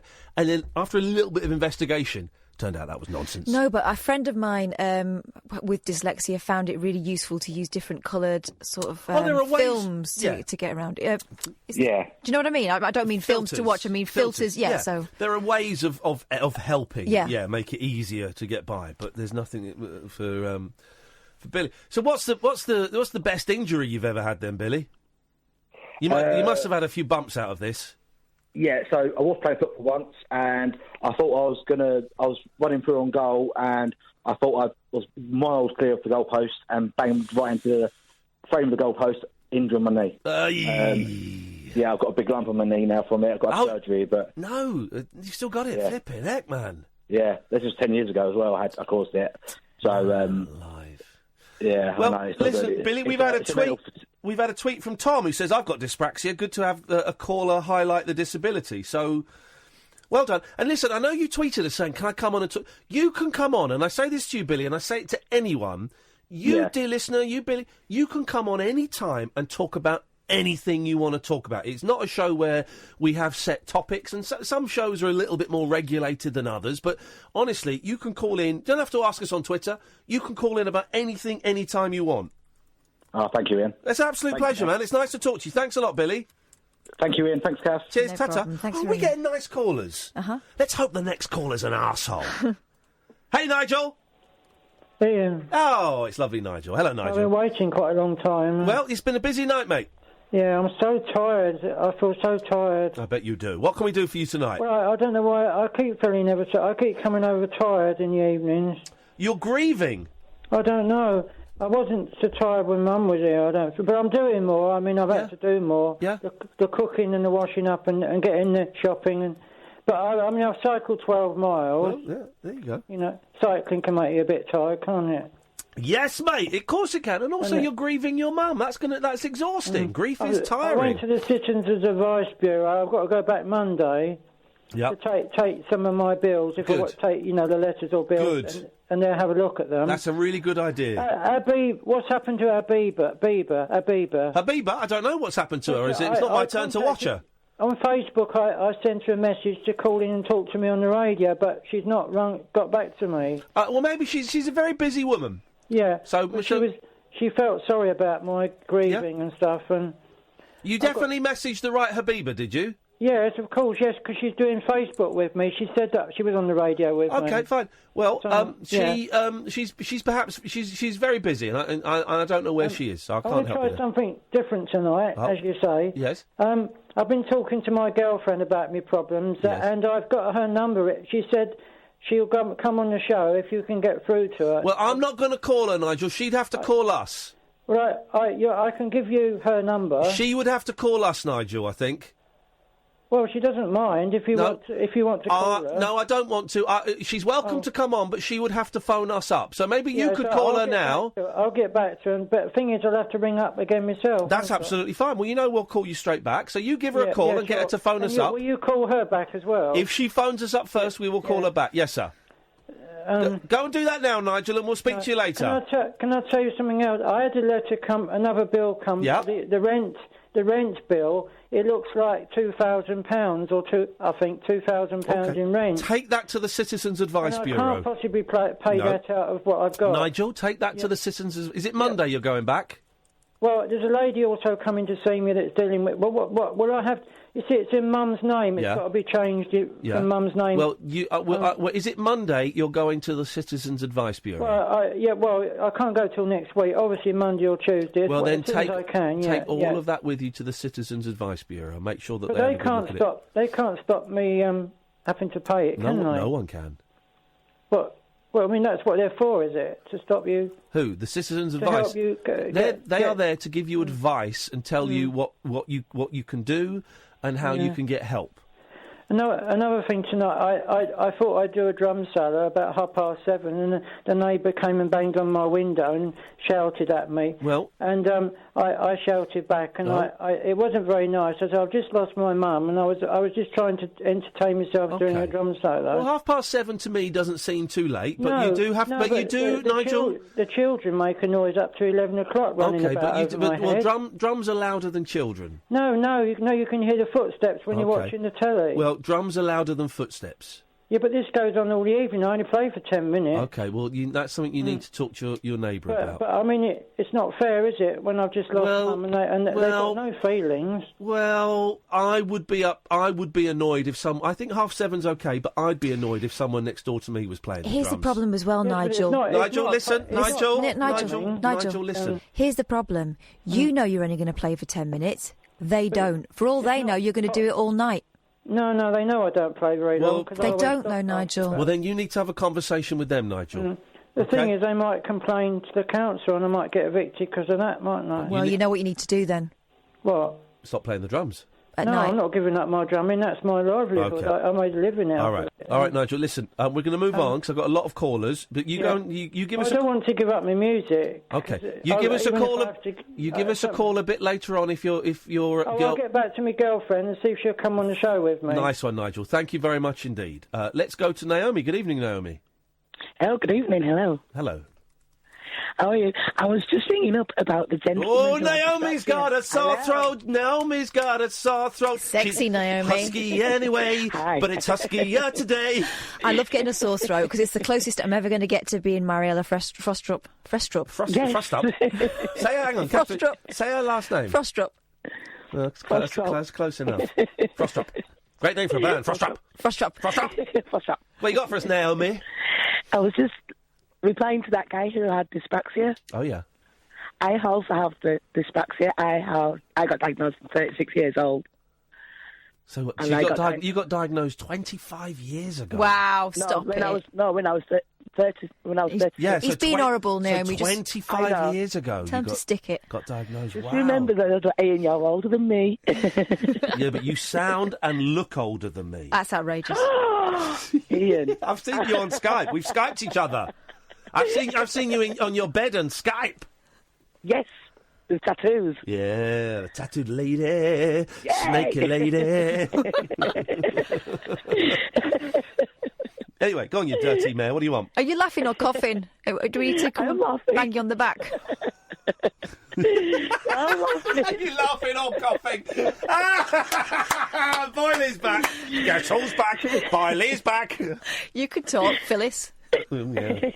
Yes. Yes, Get to the point, Naomi, for God's sakes, woman! I know, you guys are distracting me so much. Catherine, stop distracting Naomi. Sorry. Thank you. Yes, Naomi. I also have dyslexia and dyscalculia as well. You have what? Dyslexia and dyscalculia. What's dyscalculia? Hang on, what is dyscalculia? Dyscalculia. Yeah. What's dyscalculia? It's like the dyslexia but with numbers instead of the words. Shut up. Oh, I think I'm a bit No, like that. shut up, because I thought dyslexia covered numbers. Dyslexia covers mainly words, and dyscalculia covers numbers. I think your doctor's lying to you. I think your doctor's having a laugh. Making stuff up. Yeah. Can we fob off with the tattooed husky lady? Oh, I didn't know there was a separate thing for numbers. Okay, well, I've learnt something tonight. I didn't realise that. Yeah. So I sympathise with a guy when he used to walk into everything and still does, because I do it all the time. So how does it... Do you drive? I'm allowed to drive an automatic, not a manual. Oh. Isn't that interesting? Yeah. So go on. I've tried having lessons in a manual, and it was just not working. I couldn't coordinate the clutch and the gears together at the same time. Yeah, yeah. But you're okay with steering? Yeah. So you but I have problems with spatial awareness, so opening doors, so opening the car door. Right. I can... Parking is difficult. You must be the one that's parking next to me in Tesco's all the time. That's the one. That's the one. So parking is tricky as well, I guess. Yeah. Wow. But I'm allowed a blue badge for the specialness. Hey, Naomi, it's a blue badge. Can you dance? Yeah. But if I go to Zumba and follow somebody doing the Zumba, I can't do that. Here we go. Look, My Tom, coordination who tweeted in about dyspraxia, is tweeted in again. He says, my dyspraxia also affects my speech. I speak too fast and sometimes forget how to end sentences. Oh, blimey. Me too. Really? Me too, yeah. What is going on? The brain is amazing, isn't it? That you know, something is wired ever so slightly differently, and it affects all of that stuff. That's incredible. Thank you for that, Tom. That's incredible. I have to stop and think about what I say before I say it, because it'll just come out all... I wish Kath would. Jumbled. Shut your face, you. See? You should have thought about that before you said it. All the time. Oh. But yeah, it affects everything. Everything? Most things. Does it? I'm going to ask a question. Of course he is. There we go. I'm going to ask a question. I'll set him off now, aren't I, No, Catherine? okay. You know where this is going. I know. Does it affect, and this is genuine, does it affect your sex? For example, if She's all out of sync. Well, exactly. If you're... I don't mean this to sound vulgar, but it's going to. If you're guiding a gentleman... No, we'll get to the right holes. There we go, you see? Naomi took it further than I was expecting to. Kathy's looking at me with a disgust. How dare you ask a woman a question? It's not even ask a woman, it's just how dare you ask someone you don't know whether she gets her holes mixed up, is basically where you were going. He's seen... Do you know what I mean? Parts of the skin. Do you never, not even by... OK, right. Anyway. No, stop it. Naomi, you're a terrible influence on this show. You must never call us again. This is the Late Night Alternative and your band, Catherine, for the rest of the show. Talk Radio. No rules nocturnal nattering for nightbirds, nurses, and Nosferatu. All right, cool. The Late Night Alternative with Iain Lee. We haven't got time for that. We're late. We're supposed to phone a guest 20 minutes ago. You ballsed up, Boyley. There's nothing to do with me. You ballsed up. You went off on your own. You ballsed up. Nothing It's to do fine. with me. It's fine. They phoned in and they said that we can phone them back in 45 minutes. Oh, I'm phoning them now. Oh, balls. Idiot. You're an idiot. Nothing to do with me. You balls this up. This is what happens when you go rogue. No, you balls this up, Catherine. Shh. Shush. Hello, is that John Flansborough from They Might Be Giants? Hi. Yes, it is. Hello, this is Ian Lee from Talk Radio. I was just berating my producer, John. He had nothing to do with this, John. Shut up. You messed this up. You're the did not. producer. You were supposed to call him at 11. You didn't give me the number or tell me that. No, right. John, Catherine is... I would like to apologise on behalf of my producer for... Don't apologise for me. I'm sorry, John. I'm sorry for him. I'm sorry about him. Oh, it's really okay. I'm really sorry that it's fine. You know. John It's all right. Flansborough, they might be giants. Go on. It's always nice to hear somebody say Flansborough. It makes me feel so elegant. Go on, then. So how do you Americans say it? 'Cause I always get it wrong. Oh, no, it's not wrong. I don't think there's a right or wrong. It's just how... Well, Flansburgh in and of itself is a very, very obscure name. They're by the United States Census, there are less than 100 people in the United States. If I'm probably related to... Oh, John, we're losing you. Can you go and stand by a window or stand on top of a chair or something? Where is he? I am standing by a window. We're late. We can't hear him. He's one of my favourite... It's your fault. It's not my fault. This is actually John's fault. I don't want to, let's try again. John, are you there? It is my fault. There we go. We got you. It is my fault. Can you hear me? Keep your finger in your ear. Good. That's what's doing it. You're in Berlin right now. Is that right? I am in Berlin, yes. You just played a gig. How did it go, man? Beautiful. We haven't been in Germany for a long time. I guess the truth is, the economic downturn hit them really hard, so we haven't been back. We played one show 3 years ago, but this was a big turnout in a really glorious theater, and it was just a lot of fun. We felt like big shots. Well, it's good, and I think you guys are kings. Honestly, I've loved you since Flood, when you were huge pop stars, but ever since then, I just think you guys are absolutely brilliant. And the fact that you remind me a lot of Spark, so I'm also a big fan of. And in as much as every album you do, yeah. do you guys dig Sparks? I was 12 old. They were on a American rock show called, it was, I think Wolfman Jack was the host of it for some interval. Midnight Special. In Concert. Okay, In Concert, Midnight Special, and there was another one, and there was another one called there was Don Kirshner's Rock Concert, and there was another show called In Concert. Yeah. And Sparks was on those shows all the time. Wow. And it was back when Ron Mayel was sporting the full Hitler mustache. Yeah, some look, huh? It was like a real barrier to entry. It's like, how do you explain that to your parents? No, Mom, it's the other kind of Hitler mustache. It's the good Hitler. It's the Oliver Hardy moustache. Yeah, it was. But they had great songs and very interesting melodic songs. I love Sparks. But they're still going, and every album they do is better than the last, And I think it's the same with you guys. Every album you do, not necessarily better, but is different from the previous album. You guys really don't like to retread the same formula or material, do you? You just keep pushing forwards. Well, that's very generous of you. I feel like we're evolving. We try to up the ante. It's weird to be in a band this long. Honestly, it's a strange thing. The new single, the single's been out for a while. The Communists Have the Music. We've played it a couple of times. It's joyous. It is delightful. It's packed full of gags. But it's been out for 2 weeks. It's been out for 2 weeks. What internet reality are we in that 2 weeks being 2 weeks old is been out for quite some time? Oh, it's history then. That song is history. We're never playing it again. I know. A golden oldie. Remember the good old days. Remember the good old days? This is going to take you back to early September. Well, everything ages so quickly now. You're right. Things are exciting for a morning, and then you're on to the next thing. No, it's true. I guess the truth is that's why we're doing this thing called Dial a Song, where we post a song every week, and it's very much sort of addressing the exact thing you're talking about, which is just years ago, probably 5 or 7 or 8 years ago, we would put out an album, and the album would have come out the week before, and we'd be talking to somebody, and they'd be like, "What do you guys have, planning next?" And it's just like, we just spent a year making this record, and it came out last week. Can't we talk about that for a while? So it's the Dial a Song thing is a great way to kind of keep it really active and alive. And if people want to see, sort of connect with us in an immediate, hyperactive electronic way, we have just the solution for you.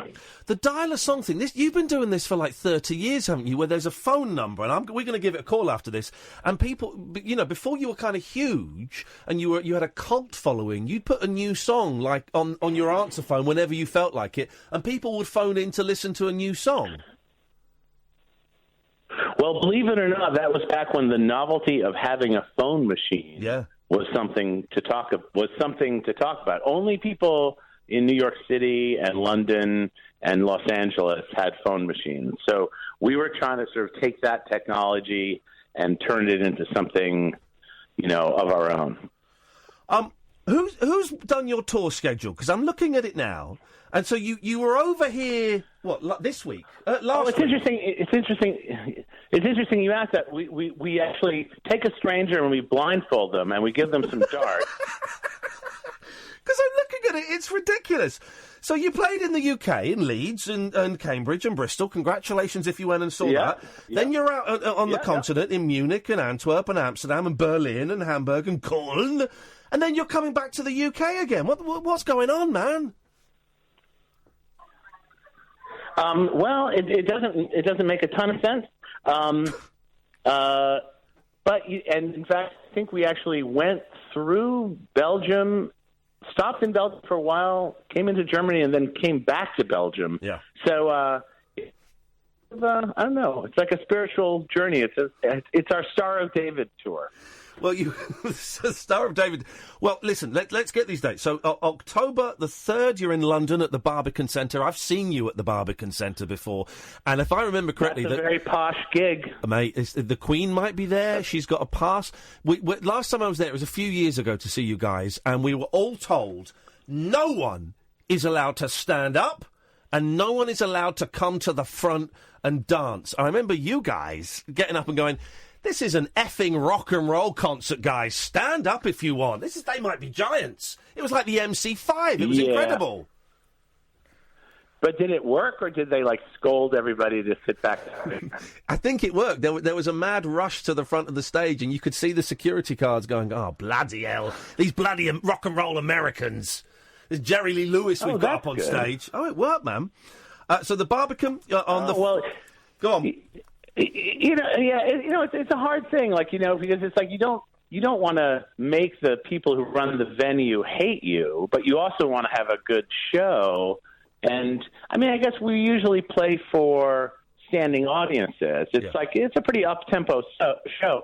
But I think maybe at this time at the Barbican we'll try to figure out how to make it more like a musical experience and less of just a blowout. Last time I saw you were doing the puppet shows.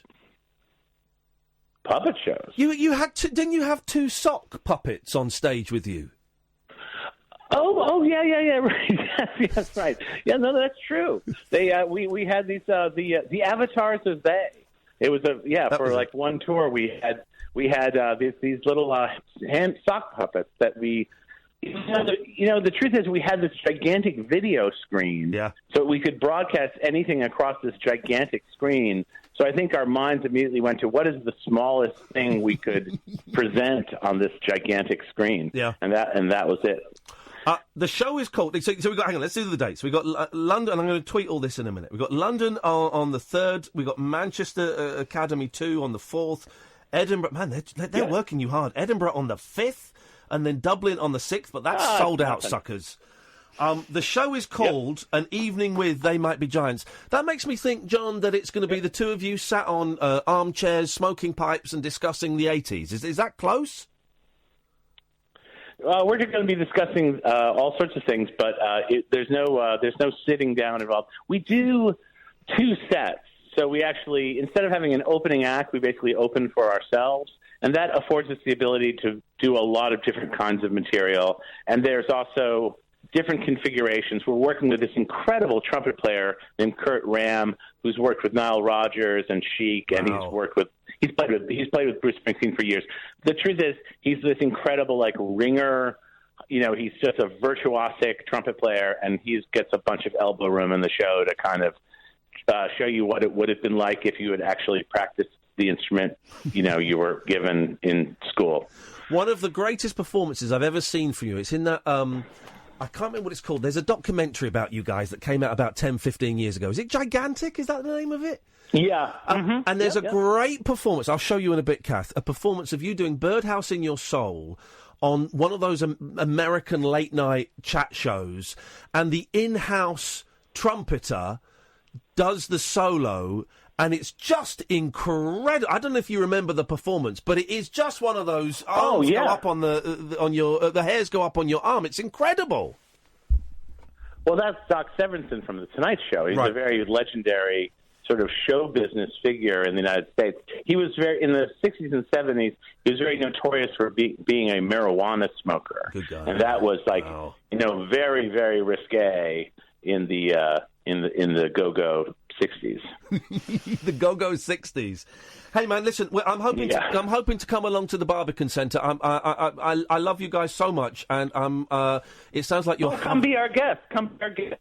I'm there, but what? Come up on stage and sing a song with you, John. Thank you. You're so kind. He said it. Of course. Yeah, and then you can start the pit. That's what we're going to do. Hey, listen, man, I love you so much. The song that has been out, the Golden Oldie, the Communists Have the Music, the album. The album came out a while ago. I Like Fun. That came out like months ago. I Like Fun, yes. Yes, it did. And if you go to I'm guessing it's theymightbegiants.com. You can see all of the dates, you can see all of the stuff, and keep in touch with the two Johns. Bless you, brother. You keep on doing what you're doing. You and the other John are two of the greats, and we love you over here, man.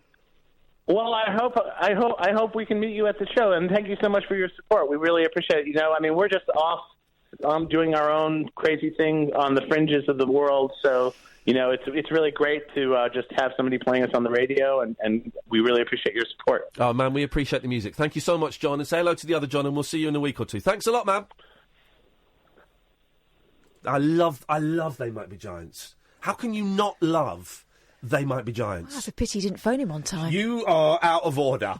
Stimulating nightly emissions guaranteed to open your eyes and your mind. Oh, my word. The Late Night Alternative with Iain Lee on Talk Radio. They're playing... I've completely got this wrong. I thought they were playing in March. So blinded by your love for the Johns are you that you forgot what time you're supposed to ring him, what time you're supposed to go see him. Barbican. Anyway, we're on the guest list for a show that's next Wednesday. You free? I can be. Should we email the boss now? Yeah. Could you email the boss then? Can we both have the day off, please? God. Because also that day we're supposed to be meeting her. Oh, are we? Yeah. Supposed to be her. But they're being very quiet on the old her. I know. Do you know who it's supposed to be? I'm going to tell Sam. It's exciting. Who we're supposed to be interviewing. The reason we're not saying it out loud is because there are people who would steal from us. And we don't want it to happen. Well, Sam was excited by that. Look at his little face. It's the sort of person that gets you excited. But they're being, as I suspected... slippery! At the start, it was, come and meet him, come and interview him, he'd be up, he'd love that. And now I keep emailing them, have we got a time slot yet? Oh, we're moving things around. Now my emails are getting passed to someone else, which makes me think that ain't happening. Are you emailing the boss to see if we can take the 3rd off? Yes. Okay. Is it the 3rd? The Wednesday the 3rd. Okay. So that's next Wednesday. Sorry for the late notice. It's Ian's fault. I thought it was March 2019. It is not. They put the dates in the American way. They put the dates in the American way instead of the English way, the British way, the proper way. And so it got ballsed up. Let's go to Ben. Good evening, Ben. Oh, hello, mate. Yeah. I turned on a while back. Bloody, I've fallen asleep, mate. Okay. Kath said something about shame. And you were talking about drugs, harm reduction and stuff. Yes. And the shame and the secrecy, it does keep it going. When I was using... I remember my sister, she was a police officer for 10 years, well, near enough 10 years. And before that, she worked, like, volunteering at several places in between jobs. Yeah. And one of them was at a drug and alcohol clinic. But I didn't know this. And once she took me over to a place, right, to go to collect my script, and she was like, "Oh, what's all this about?" And I was trying to hide it and just say, "Oh, got to get these tablets," and I basically said the morphine tablets, but I was actually on Subutex at the time, which is buprenorphine. Okay. I went on to methadone after that, but and she just came out with it. She just said, "Oh, what was it? The Subutex, or the methadone? Did you have problem?" And I just couldn't believe it. Yeah. What I'm trying to say is honesty. Just admit it.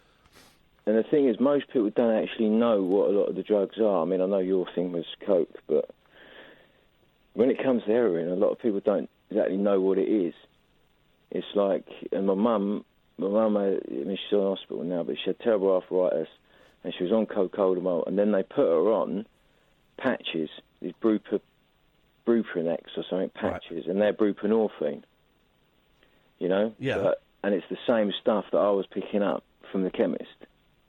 Yet, my brother would have a go at me when he found out I was getting the Subutex sublingual tablets, and but my mum was on the same stuff, if you know what I mean. Yeah, but there is a difference between using it recreationally. No, the Subutex was, because I was, got addicted to the brand. Yeah. But as I'm saying, but I can understand why your brother would get angry at you using it.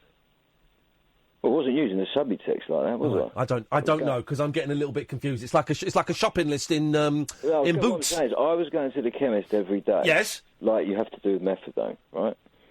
But what I was picking up was exactly the same as what my mum was putting on her arm in patches. Right. Do you see what I mean? I'm trying, and also I don't actually believe that a lot of people know what heroin is, because a lot of people go to hospital, are injected with morphine.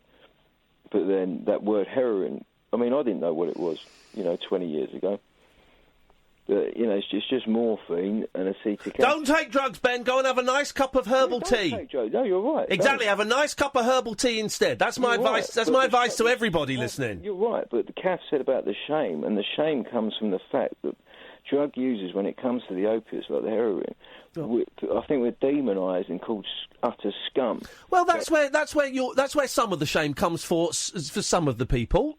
Yeah, and other people's shame comes from different places. A lot of the people that would call myself scum years ago, have probably been injected with morphine. But there is a difference between. There's a difference between. But what I'm saying is, I actually don't believe they know what heroin is. Okay, but what I'm saying is there is a difference between using it medicinally and using it recreationally. You're right. And when it comes to the recreational use, it is just self-medication when it gets to that level. Yeah. Oh, we agree on that. All right, nice one, Ben. You're well and good. How's today been for you? You all right? Yeah, I'm good, mate. Nice one. Yeah, all right. It's all good, mate. Good to talk to you, Ben. As always, thank you very much. 0344 499 1000. This is Talk Radio. Kick off your slippers. Don't go to bed. The party is just starting. You can sleep when you're dead. The Late Night Alternative with Iain Lee on Talk Radio. 0344 499 1000. Let's go to Natasha. Hello. Hello, Natasha. How are you? Hi, Ian. I'm okay, thank you. How are you? I'm got a sore nose, but I feel better than I did. He barely mentions it. Please, you. Hush. I've got a sore finger, though. A sore what? Finger. Okay. It's all stitched up because I was chopping something last Sunday and the knife slipped. Chopping your head. Chopping your head. And, hang on a second. I'll order 2 Pride of Britain awards. Oh, get stuffed. She went to hospital. I had to take a night off work. Why don't you get stuffed? So you carry on, Natasha. Ignore her. Well, look, right, the other night you said that there's a Neil Diamond track, Glory Road, which just made you laugh when you were a kid. Goodbye, bumming. Yeah. Oh, God. Yeah. Yeah. Yeah. Well, I have the same thing with a different song, and I just was wondering whether you could listen out and see if you can find the line. It's by Thin Lizzy, and it's called "Dancing in the Moonlight." Dancing in the Moonlight, Thin Lizzy. Yeah. We've got to listen, see if we can find the line. My sister and I used to cry with laughter, and nobody else got it. And we just thought, "Oh my God!" Is it rude? Is it childishly rude? Yeah. We'll get it, 'cause it's me and Kath. Here we go. Right, Kath, you chip in. I don't know this song. I know it a little bit, but not particularly. Here we go. I like the fat bass. Oh, hang on, this is the Peel Sessions version. We don't want that. We want the. Here we go. Oh, it's the same. Here we go. Here we go. This one's for Natasha. Thin Lizzy, dancing in the moonlight. When I passed you in the doorway, well, you took me with a glance. I should have took that last bus home, but I asked you for a dance. I mean, that's a cheesy rhyme. Yeah, it's fair enough. Oh, that's fair enough. Okay. Now we go steady to the pictures. I always get chocolate stains on my pants. Chocolate stains on my pants? Yeah. Because it sounds like he shit himself? Yeah. And that's how he explains it. Yeah, Phil, what's that on the back of your pants? I'm from Ireland. I got chocolate stains on my pants. I look chocolate stains You've on my got chocolate pants. stains on your pants. No, it is actually cat poo. I've actually got cat poo on my trousers, Natasha. That's a different story. you? I did, yeah. My cat had a okay. runny bum and she sleeps on my trousers, and it's a long story. Oh, no. You didn't change her cat food, did you? No, she didn't have a runny bum, but I was stroking her on the bed the other day, and I noticed that behind the back of her tail, it was a little bit wet. So my first thought was blood, because she's old, and so I was stroking it, and this kind of liquid came off, and I smelt it, and I went, "Oh, you dirty cow!" And it was cat poo. Oh, what a delightful story of rural life. Yeah. Well, thank you for that, Natasha. A wonderful image of Phil Lynott, I believe it's pronounced, with poo on his pants. Yeah. Thanks, Natasha. It's how he would have wanted to be remembered. Did I tell you, dear listener? Some of you will know this because you follow me on Twitter. I saved a deer the other night. Did you know this? I saved a deer. Driving home, Wednesday night, Thursday morning. Got to drive through the countryside now. And I was going through a very, very dark country lane. Not that far from... It was Chalfont St Peter, if you must know. Not that it's any of your business. No, and it's a dark, windy country lane, and I could see, sat in the middle of the... You often see a lot of badgers, a lot of live badgers. I now believe in badgers. But often see foxes crossing the road, occasionally cats, and quite often rabbits. And so I beep. I beep and flash so they jump out of the way. The beep tends to do it more than the flash. But I beep and flash because I don't When want you to... said you beeped, I thought you meant so they'd wave back. OK, well, you're an idiot. So driving around this, and I came around this sort of bend, and I saw it sat in the middle of the road, sort of on its legs, sat down, was a deer. Now, they're muntjac deers, so they're quite small, but this was a particularly small one, so it's quite young, right? This deer was just sat there with its head up, and I drove past it, and I thought, that was a deer. I think it was dead, because it didn't move. I beeped it and flashed, it didn't move. Didn't even move its head. And I thought, that's dead, drive on, it's dead. And I got quite a bit away, and I went, I don't think it was dead. What if it wasn't dead? And at that point, I had to turn around. I'm thinking, I hope it's dead, because I've got no idea what to do. I don't know what to do. And I also was thinking, I hope it is dead, because if it's almost dead, I've got to kill it. Like I stoved in that cat's head in Spain. Cat's head in Spain. And I was thinking, right, it's almost dead. I've got to run it over, right? So I turned around, and I pulled, and this all happened because I stopped and had a drive through Mackie D's. If I hadn't have had the Mackie D's, I wouldn't have seen that deer. So why? Well, because Did it have carrots with it? No, because that delayed me. Oh, okay. That delayed me like 20 minutes. But it might have been there all along. It might have been, Catherine, or it might have just happened. Well, don't talk nonsense. Why don't you sit on that? Oh. So I drove back, and this is the thing, right? I pulled up next to it, pitch black dark. Right, I pulled up next to it, so it's facing that way, and I'm now facing the same way it's facing. And I wind down the window, and I look at it, and it's not looking at me, it won't look at me. And I said, this is what I said. Excuse me. Excuse me, are you alive? Nothing. I thought it was dead. So I got my phone, and I turned the torch on, and I drove forward a bit. And its eyes were open. You can die with your eyes open. I shined the torch in its eyes, and its eyes turned to look at me. Oh, it's alive. Oh, it was pretending. Jeez. It was pretending. It was trying to do that thing that things that can't run away do, which is, if I don't move, it'll go away. Yeah. Like you're a T-Rex. I thought, oh, man, OK, all right. So I drove on, and I turned around, and so I put the lights on full beam. And so I could see what was going on. And I think, I hope nothing comes round. Because it was on a bend. Yeah. If anything had come round, it would have hit me. It's like the beginning of Casualty. Isn't it? Mm-hmm. Reminds me of when Reenie died. Reenie Roberts, Alf Roberts' first wife, died on Coronation Street. Anyway. So I'm there. She's saving a deer.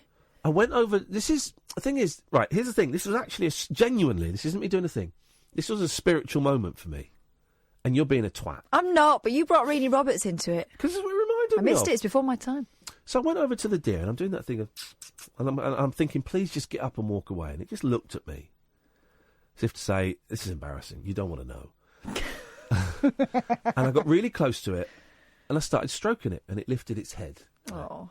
And it looked all right. So I was stroking it, and I was just stroking it. I was talking to it, asking it what was wrong. I was asking, what's wrong with you?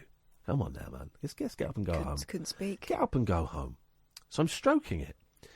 And then I kind of stepped back a bit and I clapped at it like this, right, to try and get it to go up. And the saddest thing, man, it tried to stand up and it couldn't. Oh. And it's about 30 seconds, it was trying to stand up and every leg buckled. I think it broke at least 3 of its legs. Oh. It wasn't 2, because it wasn't like it could stand up on the front. Every leg was buckling and it just couldn't. And it fell on its side and it was on its side. I was like, right, okay. So then I approached it and I picked it up and it was just nothing. There was no response. It was alive. It looked fine. There was only a tiny little bit of blood, so it wasn't like guts were hanging out. So I picked it up and I was holding a deer. I've never held a deer before, and it was beautiful. It reminded me of my cat. So I picked this deer up and I then put it on the side as an embankment. I was thinking, I've got no idea what to do. So I got in the car because it was safer. And luckily, just as I got in the car, a massive lorry came round. And if that lorry had come around, it would have knocked it out. It would have killed the deer. So the deer's on the side of the road. And I got, right, okay. Let's see if there are any vets near me. I don't want to go back to London. Let's see if there's any vets near me. And there was a vet near me. There's a vet not far from me. So I phoned it up. And it said, if it's an emergency, we're closed. But if it's a 24-hour emergency, call this number. So I called this number, and a very sleepy woman got up and answered. And I said, I'm really sorry. I don't know if you can help. I've got a deer. I've just found a deer. I've got absolutely no clue as to what I'm supposed to do with it. It's alive. And can I bring it to you? She said, well, no. We don't deal with wildlife. But if you get in touch with Tiggy Winkles, they're an animal hospital. They're 24 hours. And I said, oh, okay. Thank you very much. She gave me the number. So then I phoned them up, and Tiggy, it was an answer phone. I was thinking, jeez. And the answer phone said, we're closed, but if it's an emergency, you can just rock up and ring the doorbell and someone will come and do it. And I looked at it, and it was 20 miles away. And I was like, fine, all right, well, this is my evening sorted out. You know, I'm taking this deer to Tiggy Winkles. So I picked it up again, took the kid's seat out the back of the car, put it in the boot, picked it up, and she was just looking at me. She's so beautiful. And I put her in the back of the car. You sent me a picture, and it's all cute. big ears and eyes. Oh, it's so cute. And I put it in the back of the car, and I didn't have a blanket or anything to put on it. So I put it in the car, and I said, right, we're going to go for a little drive. And I drove it 20 miles to this place. And when I got there, she was asleep. And I thought, because I was talking to her on the whole journey. And I thought, and I was so worried I was going to get out and she'd be dead. That was kind of what I was expecting. And I got out, and she was asleep. So I went to this Tiggy Winkles, and there's a phone, and you go on. Because that animal's never been in a car before. I was thinking, this is the fastest. fastest. You know when you put a baby in the back of a car. Oh, it's beautiful. So I went to the thing. It was about that big. You can lift it up that big. I don't know how big it was standing. Maybe that big. It wasn't big. Like Muntjac is small anyway. Size of a Jack Russell. No, bigger than that. Bigger than a Jack Russell. I would say Labradoodle. Yeah, Labradoodle, but with longer legs. Oh. So you get to Tiggy Winkles and it's closed. I'm thinking, oh man. Part of me's thinking, I've got to take this home with me and look after it until the morning. And I was up for that. But so I took it to Tiggy Winkles. There's a phone outside. You pick up the phone and it rings. And after about 25 rings, voice like, hello. So yeah, I've got deer in the car with me. I don't know what to do with it. Okay, we've done a few minutes. And then these 2 young women who, I guess they were like veterinary nurses. I don't think they were the vet, but they were veterinary. No, they may have been. Came down about 5 minutes later, and I picked up the deer, and it was fine. And it started crying a little bit. Oh. And I handed it in. They put it in this. They've got this amazing thing to carry it. It's like a trolley, but with 4 holes in that you slip the legs in. Because they must be so used to getting animals with broken legs. Yeah. So you slip the legs in, so all the pressure is on its chest and its stomach. Then they put a mask on it so that it can't see anything to kind of calm it down. And then they wheeled it off. And then I had to fill in a little form just to say where I'd found it and that, I wasn't going to claim it back. And they said, fine. I said, well, am I allowed to call up and see how it's doing? And they said, yeah, give us a call tomorrow. And that was it. And I went home. And honestly, it was spiritual, man. It was a religious experience for me, just being this close to one of the most beautiful creatures I've ever been that close to. And it totally trusting me, because it had no other option. But it could have put up a fight. It could have screamed when I picked it up. You. Could have bitten me. And when I gave it over to the nurse, she said, be careful, it's going to kick you. I said, it's not. Mate, it's got no control of his legs. And B, we're in tune with each other. And it was beautiful. And I felt good, because I'd done a good thing. I felt good that I'd gone out of my way, because it was a bit out of my way. It was a trek. You stroked a deer. I had a deer in my car, and I told my boys I had a deer in my car, and they were over the moon. They were thrilled by it. It was beautiful. And I phoned up, and as of yesterday, the deer is still alive, and I've got to phone back Monday to kind of find out how it's doing. But I think they're going to save its life, and then what they do is they treat it, and then they release it back into the wild. How amazing is that? Anyway, so that was my thing. Jerry, Lee, Lewis, David, Marty. No, there's no Lewis there, but that would be cool. We'll come to you in a bit. This is Talk Radio. Across the UK, online and on DAB. Get an earful of unusual nocturnal emissions with radio's Lord of Misrule, Iain Lee. No relation, thank God. Unfiltered Night Talk with the original king of unconventional conversation. The Late Night Alternative with Iain Lee on Talk Radio. I've just ordered, while that news was on, I've just spent £125. On what? The 7-disc box set of the Beatles' White Album, coming out in November! Woohoo! Yeah! Sexy Sadie, where did you go? Looking through a glass onion. Ooh, Rocky Raccoon jumps into his room, only to find Gideon's Bible. Back in the USSR. Yeah. You don't know how lucky you are. Do you know this is coming out loud? I did not know that. Let's go to Lee. Good evening, Lee. Hello. Hello, Lee. Hello. Are you excited about the Beatles? Are you excited about the 7-disc edition of the Beatles' White Album that's coming out in November? It's obligatory, being a Scouser. There we go, you see. This is his heritage. They get free ones. They should. They do, indeed. Man of Paul McCartney rubbish you guys are going to put up with. What you got for us, Lee? Well, I was beginning to think that you kind of picked the order of which calls were coming on when people were ringing in about calls that had happened whilst I was on hold, but that doesn't matter. No, and listen, I know, and Jerry and David and Martin, I know you guys have been on hold for ages. It's just been really, really busy tonight. Really busy. I can't complain. I host Britain's most successful late-night phone-in show in Britain. Certainly busiest. No, it's the most successful. Well, it's a reasonable way. It was songs that sounded similar. Yes, go on. Yeah, we go. Here we go. We got it. It was The Darkness, I Believe in a Thing Called Love. Just listen to the rhythm of my heart. And Prime Mover by Zodiac Mindwolf. Prime Mover? Yes. Hang on a minute. This is Prime Mover. Zodiac Mindwolf. I've heard of them. I don't really know that much Zodiac Mindwolf. Okay, let's have a little listen to this. There we go.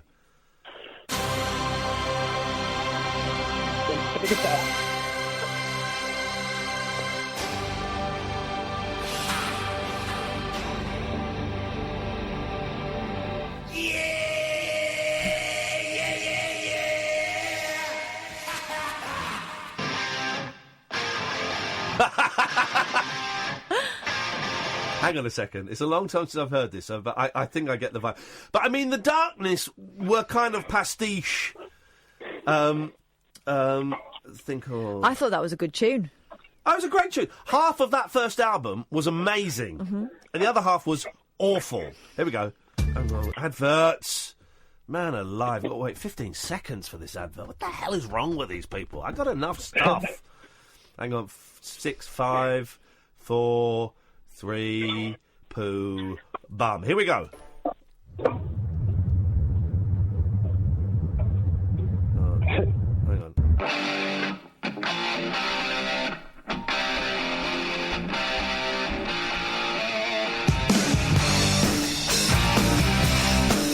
Yep, it's exactly... But then, that sounds like, they both sound... Boom. Ba-da-da-da. Here we go. Oh, no, I wasn't going to go for that. No. What were you going to go for? Bam. Ba-da-da-da. Ba-da-da-da. Da-da. Da-da. Da-da. One Vision! By Queen. But the Darkness were a Queen rip-off band anyway. I take that back. I've got another one. Go on. I probably everyone knows. It's Cold as Ice by Foreigner. Yeah. Mm-hmm. And Sesame Street. Cold as It's ice. exactly the same. Hang on a minute. That is a big claim to make. I think I know what you mean. There's a jangly bit, isn't there? There we go. Sunny days. Yeah, he's exactly the same. You're absolutely right, mate. And also, but this is a really obscure one. Yeah. The loading music on Fortnite, which you permanently hear come from your son's bedroom, and Oblivion from television. Hang on a minute, right? So let's see if we can get the Fortnite loading. Fortnite music is I don't really play Fortnite. Well, I did tell my girlfriend this, and when she listens to both of them, she's like, "It's not like it." Is this it? No. No. I don't know. Fortnite loading music. Is this it? Come on. This is says right. Hang on, here we go. This. No, that's not either. You're going to have to sing it, Lee. No, Here we go. This is it. We got it, I think. Hang on, this is it. I'll wait for this advert. 3, poo, bum, Honestly. go. This. That was the one you played first. No, this is the loading music. This is the. I'm gonna come to Liverpool. What's that Bangles song? Come to Liverpool and smash Lee in the Going face. down to Liverpool to do nothing. That one. You know what, I'm working on security. I've been on hold that long. I've had a police call. I've been, took all the details while you were in my pocket. And now I've come to lock something up. It's like an hour and 40 minutes to record. But obviously you're really popular. I appreciate your time. Lee, I appreciate your time, man. Next time I'm going to make sure I come to you within 90 minutes. Thank you. Excellent work. So my nephew, right, we spent the evening, me and the boys, watching my nephew play a video game on our TV, but he wasn't there, on Mixer, right? And he's playing this game called Darwin something, right? It's not Fortnite, and it's not made by the same people as Fortnite, but here's the thing, right? It's free, it's multiplayer, but there's only 10 people in the game. You run around and kill each other.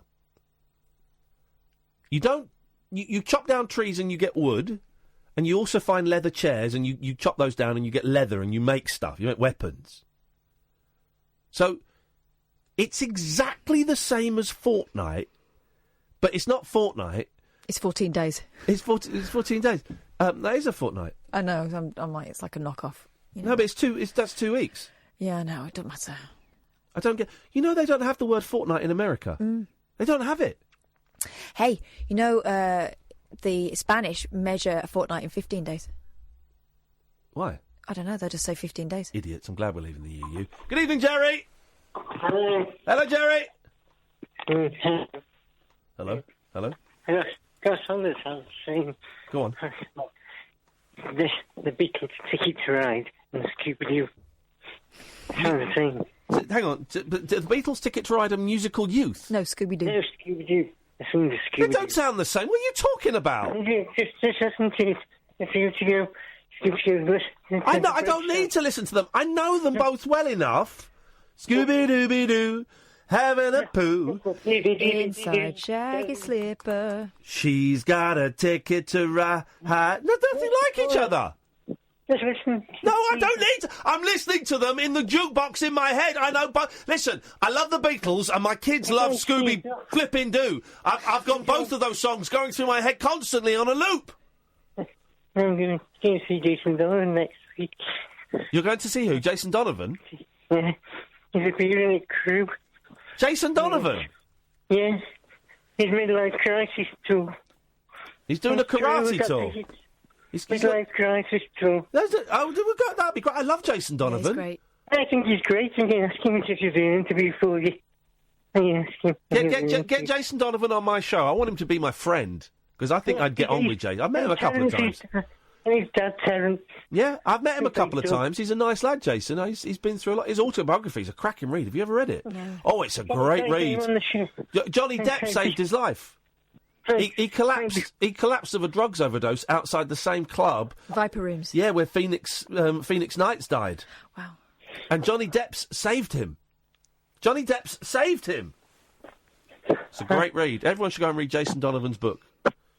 He seems nice. He's a lovely guy. I'm going to befriend him for you. Yeah, go and befriend him for me, Jerry. You do that. You're a great ambassador to have in terms of befriending Australian pop stars for me. Especially for you. All right, now he's singing. I'm cutting off. I've just remembered what Scooby-Doo's real name is. Go on. Scoobert. Scoobert-Doo. Scoobert-Doo. Hello, Marty. Sorry for keeping you waiting so long. It's one of those nights.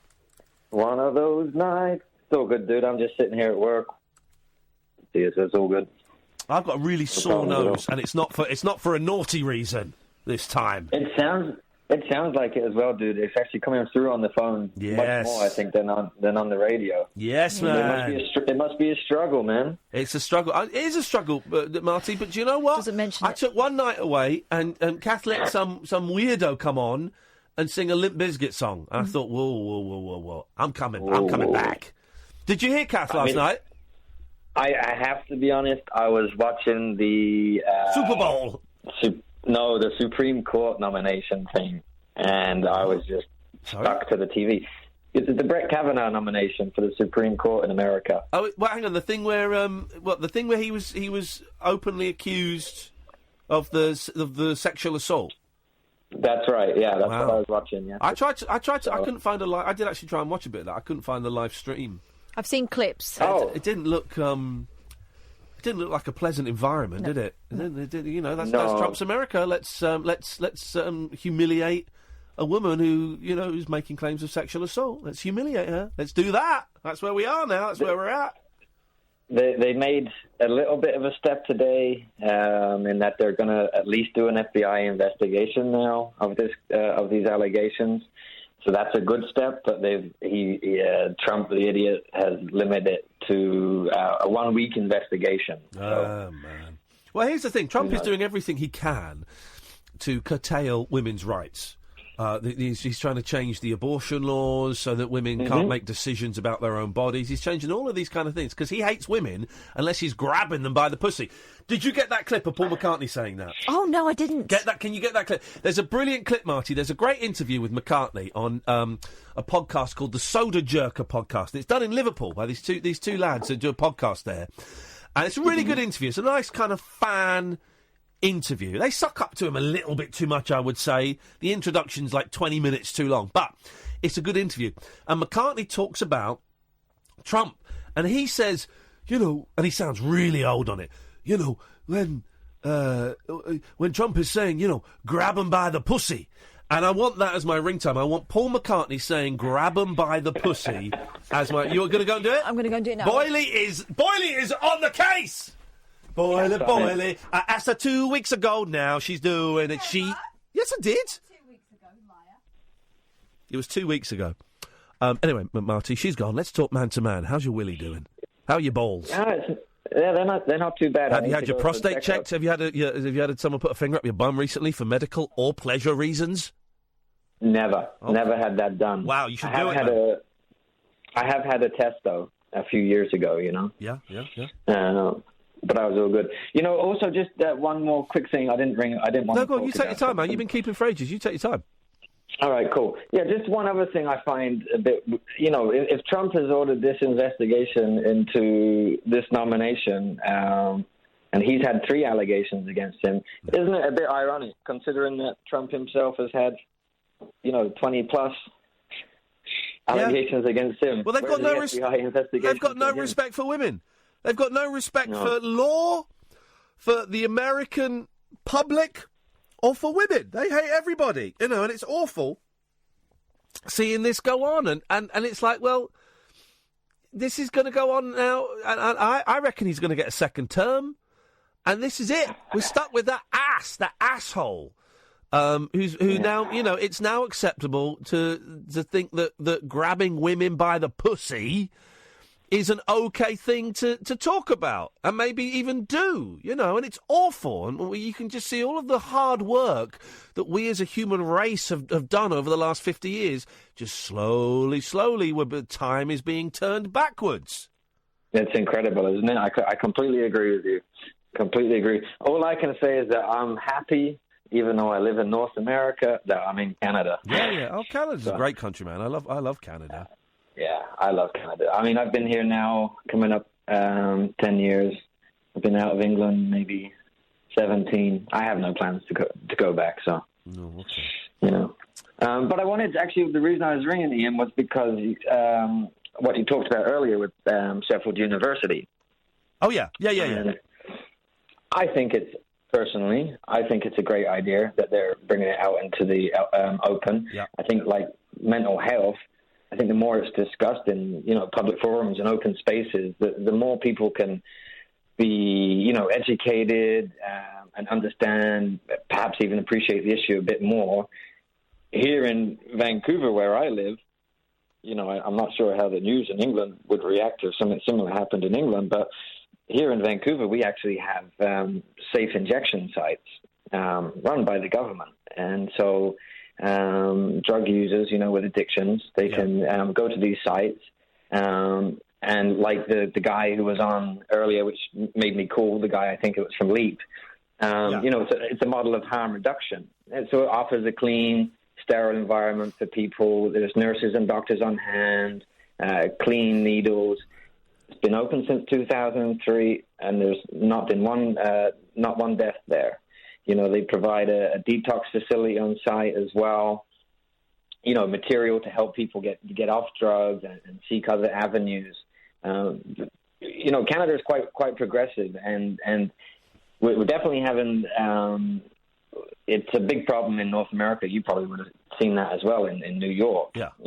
And it is helping having things like this. And I think, that the more it's talked about, and so fair play to you and fair play to Sheffield University, I think the more it's talked about, the better, Of course it is, man. Of course it is. Because, hey, sweeping it under the carpet hasn't solved anything, and people are dying. I know people that have died of drugs, man. Sweeping it under the carpet hasn't solved anything at all.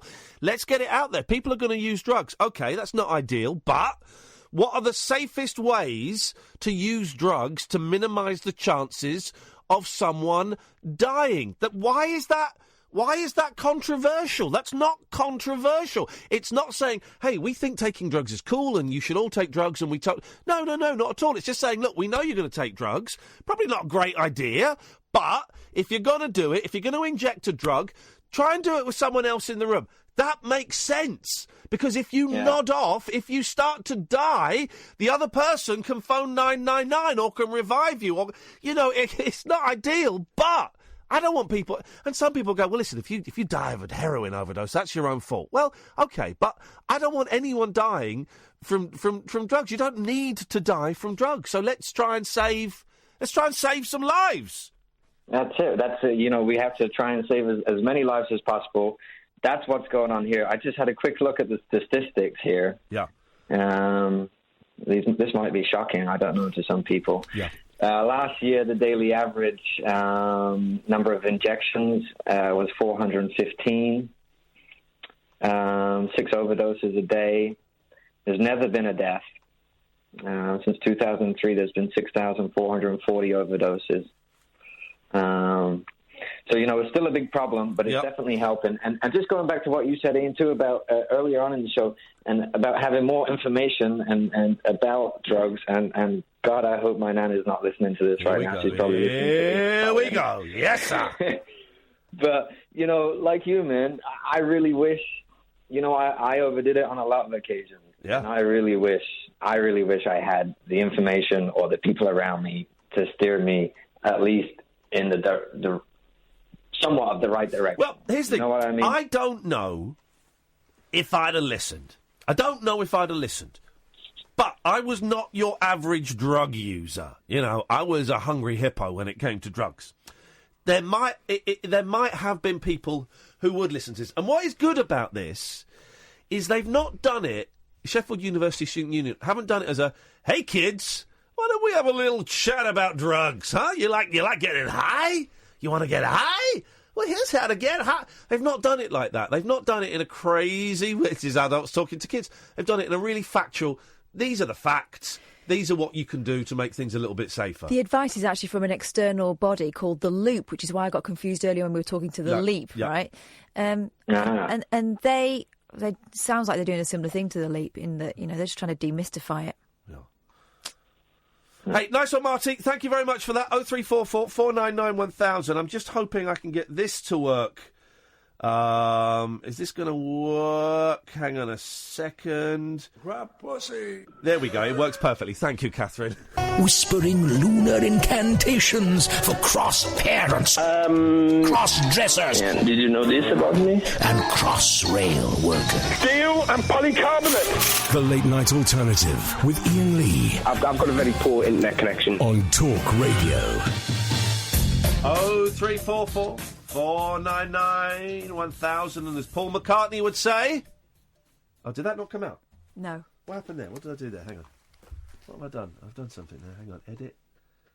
That should come out. Oh, no, I've turned it. What the heck? That was XTC. What the hell is going on here, man? Jeez, what the hell is this? What are you talking about? Paul, what should I do? Grab pussy. Okay, it's McCartney in the house. Right, could you get me? You can do it right now, please. Oh, God's Grab pussy. You can do it right now, please. Do you want me to stitch them together? No. What I want, and this is my project, if anyone's got great clips of Paul McCartney, I want to get a Paul McCartney bot. I want to make a Paul McCartney bot that I can play. Mecca. I don't want to say Mecca. As in mechanic? No, as in the Muslims might get a bit offended. God's sake. I don't want to offend anybody. Good evening, David. Hello. Hello, David.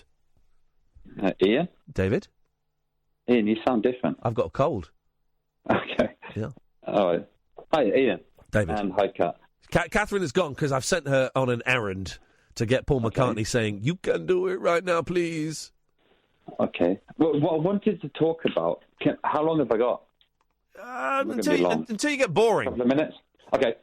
Right, I was going to talk about something, but I'm going to talk about that in a second. What? The last caller you had on, the Canadian-American guy, he really got me thinking. Uh-oh, we don't want that.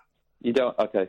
No, it's a joke. Come on, man. I mean... Okay, all right. No, I thought he was very good, but he really related to me. It ran true to your previous caller, the talking about the shame of heroin. Yeah. Because, I work in Copenhagen a lot, and I don't know exactly what they've done, but they've done the kind of thing I think that he was talking about. Yeah. And what I notice in Copenhagen is they've got these, like, houses. I mean, I've been and got food there. They've got these houses that hand out food, and there's clearly heroin addicts. I mean, obviously serious heroin addicts there. Yeah. But they're mixing with business people.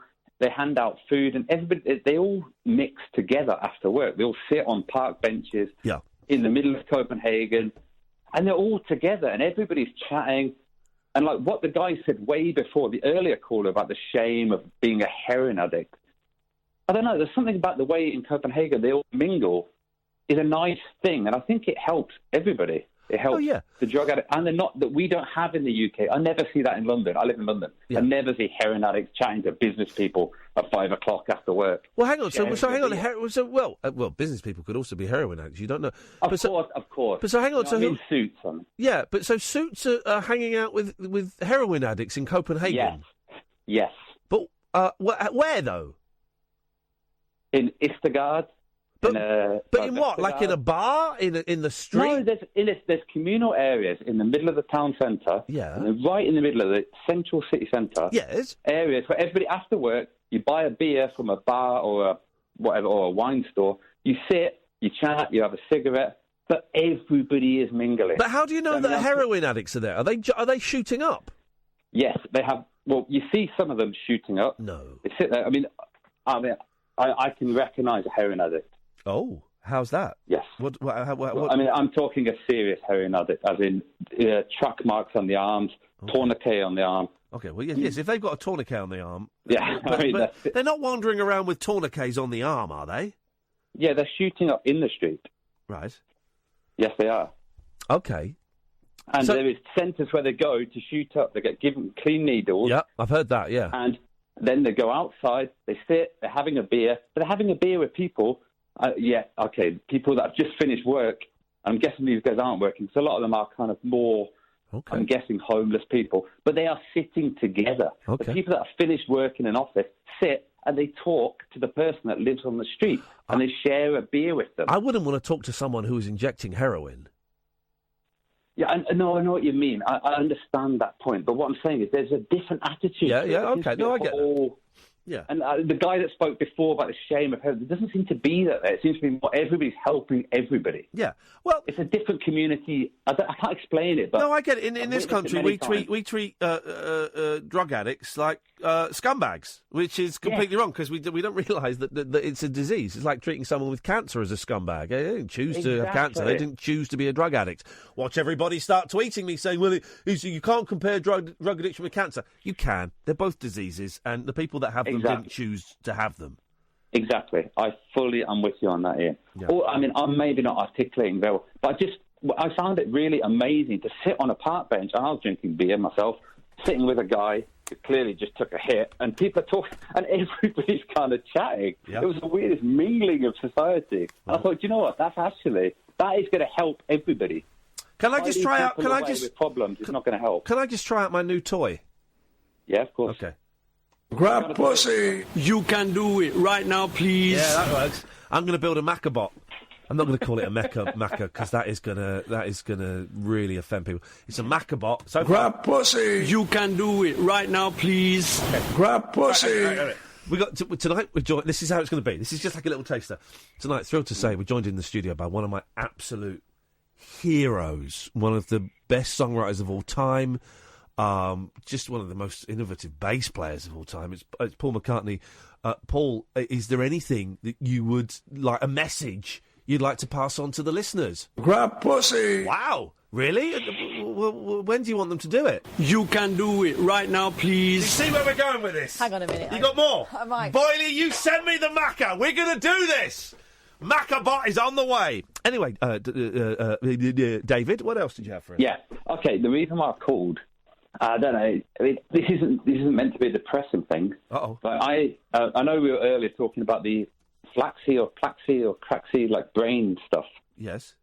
Flaxy. I can't actually remember the exact term. Dyspraxia, yes. Dyspraxia. I had last year, 2 years ago, I had a serious, it's not serious problem. I had a problem with major headaches, like migraines, continually. Uh-oh, yeah. And it was really like, I wasn't depressed, but it was depressing me. Because I never knew when they were going to come and all this stuff. Like, they just appeared, and I wasn't sure when the next one was coming. That caused kind of panic attacks and anxiety in me. I mean, it wasn't serious. Like, don't get me wrong, I don't want to exaggerate stuff, but it did worry me a lot of the time. So I went to doctors, had a lot of tests done and everything. Eventually, they sent me for an MRI scan. I love those scans. Yeah, they're amazing. I love them. They're great fun. They're great fun. They played Radio 4 crackly the whole time. Which is great, because I kept moving, so it lasted for 3 hours, man. Well, you're not supposed to move. You're supposed to sit as still as you can. Yeah, I know, but I started to get it's Radio 4 crackly. It makes you move. Yeah. Anyway, I was suffering from narcolepsy, headaches, collapsing, this kind of stuff. Yeah. And also, but on the good side of what I had was, when I had this problem, I could return to any memory I wanted, whenever I wanted. Oh, mate, you had a special superpower. It wasn't a superpower, but if I wanted to think when I was 13, when I did this, bang, I could do it, and I could remember exactly. How far back could you go?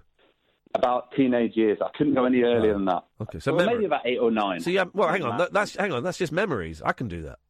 No. No. Not the way I used to do before I was treated. Yeah. Okay. When they did the MRI, what they diagnosed me with, after many, many tests, was bullshit. I haven't had I'm joking. No, sorry. I have. I'm joking. That was an easy gag, and I had to go for it. Do you know what it was? No. Apparently, it was I have a leaky brain. I leak fluid from my brain down my spinal cord. Oh, I thought you meant like memories leaked out, like out of you. And if you put someone put their head close to your ear, you could hear memories coming out. So when I treated the leaky brain, I've lost my ability to remember. Well, hang on, you're not. But what you're describing is memories. We can all do that, man. That's whoever told you that was special is lying. But it's gone. It's gone since I've been fixed. It's different. I can remember stuff you don't. I'm talking about tripping back to the time you were there, exactly when you were there. You feel it, you smell it, everything. You are there. Oh man! It's like watching a film. You can rewind, and you're there. I could do it in a second. So it was beautiful. So why did you let them? Why did you let them fix it? I had to. I was given a choice. I said, you can continue doing this, but you have to treat. Normally, this condition, apparently, when I've researched it, and the doctor told me, the consultant said, it mainly happens to pregnant women. Whoa. They said I was one of the only men on record that had this syndrome, whatever it's called, leaky brain syndrome. And it's basically the fluid that encases your brain starts to leak down your spinal cord. And there's some kind of link with what I had, and it's gone now, because you have two choices. You can even take a massive injection of caffeine every single day, or you can drink a massive amount of water. But caffeine gives me anxiety, so I had to say I can't do it, and I hate water anyway. But now I have to. I've always hated water. I have to drink like 9 pints of water a day. Wow! To stop my brain to. Can you not have squash? Can you have squash? Can you have squash? I never thought of that actually. Hang on a minute. So you've got to drink 9 pints of water a day, and you hate water, and you never thought of putting a little bit of lemon barley water in it, or a little bit of Robinson's. You never thought of putting squash in? No, I didn't. I didn't. David, thank you very much for your call, you absolute pudding. Everyone knows that. If you've got to drink water, you just put a little drop of squash in. I can't deal with these idiots. Across the UK, online and on DAB. The Late Night Alternative with Iain Lee on Talk Radio. 0344 499 1000 is the telephone number. What have you sent me? Oh, so much. Here we go. Macabot input. Oh, honey pie. Honey pie, you are driving me frantic. I tell you what, you talk to Donna, because I'm busy building the Macabot. Hello, Donna. Hiya, Cass. Hiya, what's going on? I was phoning in for my winnings. For your what? My winnings. Your winnings? Yeah. What winnings? Please. Iain phoned me back up last Friday night. Said I'd won, what was it, £1 million Scottish pounds. Iain? So, it's a phone call for you, mate. No, I'm sorry, Catherine, I'm building a Macabot. I can't hear anything. You know, He's taking his headphones off, Donna. It will be. I was wanting it in Scottish pounds, I'm sure that's what he said. Yeah, Scottish pounds. Iain can sort you out for that. I need your help. Well, I might need them now because I've been off all week with a bad back. Oh, and it was because he phoned, I fainted, that's why I never answered. Because I was not much in shock, I passed out. Oh, no. So what, you've incurred an injury as a direct result of Iain Lee's phone call? It's Iain Lee's fault. Yeah. Grab pussy! So that's what I was phoning up first. I thought I might need them now because I've had to be off all week. Yeah. So she wants compensation, Iain, for you. Catherine, I'm building a Macabot. I'm in the laboratory. I don't think that really is. That's no defence in a court of law. I know. I've had a trigger at my work here because this is my third time in a year I've been off. Hey. 16 years. How, you know what I mean? And please. Please do it. Just a bit of sympathy, Iain. Grab pussy! You can do it right now, please. Paul speaking. Iain, we're trying to have a conversation up here. I need your help. I can. Grab pussy! I need your help. Stop it, she's talking. Hey, hi there. Please do it. You can do it right now, please. I need your help. Grab pussy! What does Paul McCartney say? I don't care. I'm not really a fan of Paul McCartney. She's not really a fan of Paul McCartney. You call him a fanny? My dad's. That's me and my dad's. Well, Donna, what does Paul McCartney say when... What did Paul McCartney say to his wife Nancy Chevelle, when he woke up and found the house was burning down and he could only save one pet. What did he say, Donna? Well, I'd hopefully say grab the dogs. No, he couldn't give a stuff about the dogs. He said, grab pussy.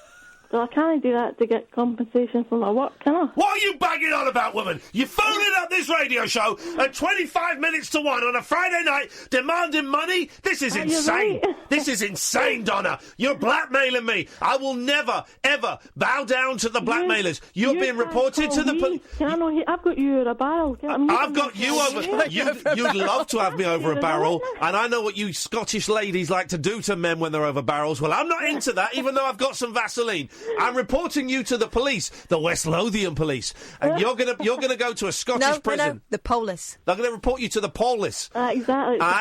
Aye, and you're going to be in very big trouble for trying to blackmail a celebrity. In Holland?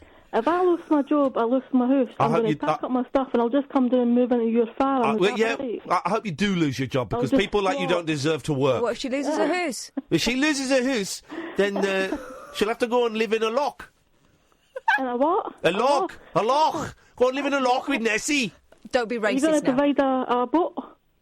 I'm sorry, I don't understand. I don't speak, loser. Oh. Mr. Lee not live here no more. All right, no, not that one. Thanks for your call, Donna. Sorry, Donna. Grab pussy. Here's Carol. Hi. Hey. Hi, Ian. I was just ringing back because I spoke with Kathy last night. Yeah. And I think you missed it. Okay. It was right before the end of the show. I was asleep. Yeah, I know. So I was just talking about different sides of people. Oh, yes. Well, in that case, that previous clip was completely inappropriate. It was completely inappropriate. Okay, well, yes. I know. I was just about how much I'm struggling personally with writing a birthday card to my daughter. Yeah. Because I've probably seen her for less than 48 hours in the last 13 years. Blimey. Because my ex-partner, my ex-husband was such a bully, and he's just continually lied to her and made me out to be this horrible person. Yeah. And she's just stuck with him, and I've been dumped, really. I'm what I call an erased parent. I've been cut out of their life completely, and I've been trying to write a letter, thinking, because the worst bit of all, I didn't want to bring the vibe of the show down, but it's really hard when you can't keep grieving for somebody who's still alive. Yeah. And it is. I mean, well, why have you? Can you phone her up? I sent her a few texts last year. No. That's not what I said. No. That's not what I said. Could you phone her up? Well, she wouldn't answer. No. Well, no. That's not. You got really listen to what I'm saying. Could you phone her up? She doesn't answer. Well, hang on. When was the last time you phoned her up? It was last year. Okay, she didn't answer. I tried to stand back because perhaps you need to I stand phoned forward. her every month, and I just wasn't getting anywhere, and I was making myself so ill over it. Okay. Well, So I don't know what to say because it was just the last night. It's a shame you missed the last bit. It's not really, because I listened to a lot of the show and then I fell asleep. And it was Kath's show. Yeah, I know. It's just it was a great show. Yeah, she's brilliant, night, isn't she? And Kath's very empathic, and she let people talk more about how it was more about feelings. Okay. And I decided to. And I don't do that. You do. Okay. But sometimes it's a bit shouty in it. Okay. And I don't can't handle that. Okay, But well, that's I was my just act. Talking about, it's called parental alienation, and it's where after a divorce, one of the parents deliberately badmouths. Okay, well, do you want to talk to Kath about this? Should I just? I don't know. Do you want to talk? I'll phone again another night when you've kind of got, But all I rang was because Kath asked me to phone back tonight. Okay, well then talk to Kath. I can do. Go on then. Well, no, we were just talking last night about, the situation, and you kind of rang up towards the end of the show, and there was such a lot to talk about, wasn't there, Carol? Yeah, I just thought I'd definitely ring you back because I said I would. That's all. Thanks. But I don't want to spoil the vibe. Oh, don't of be the daft. show. That's not what's happening at all. Don't worry about it. So But we had quite a good conversation. We did. I was just trying to explain to Iain how difficult it is. I know. It's because she's 30 next week, and she left when she was 16, and I've kind of missed everything. And I wrote a letter to her today that might be the last letter I've ever written. I don't know. Yeah, what I'd really like to know is, will I ever see my daughter again before I die? Because I don't know. Right. Whether I will or not. Well, listen, and that is what chews me up inside. Yeah, I know. But listen, you can listen. You can. I'm trying to make suggestions, and you're not responding to my suggestions. Well, so there's no point. There's no point in me saying anything. Done it. Well, I've tried everything, Iain. Okay. Well, okay. She's been so brainwashed against me. Okay.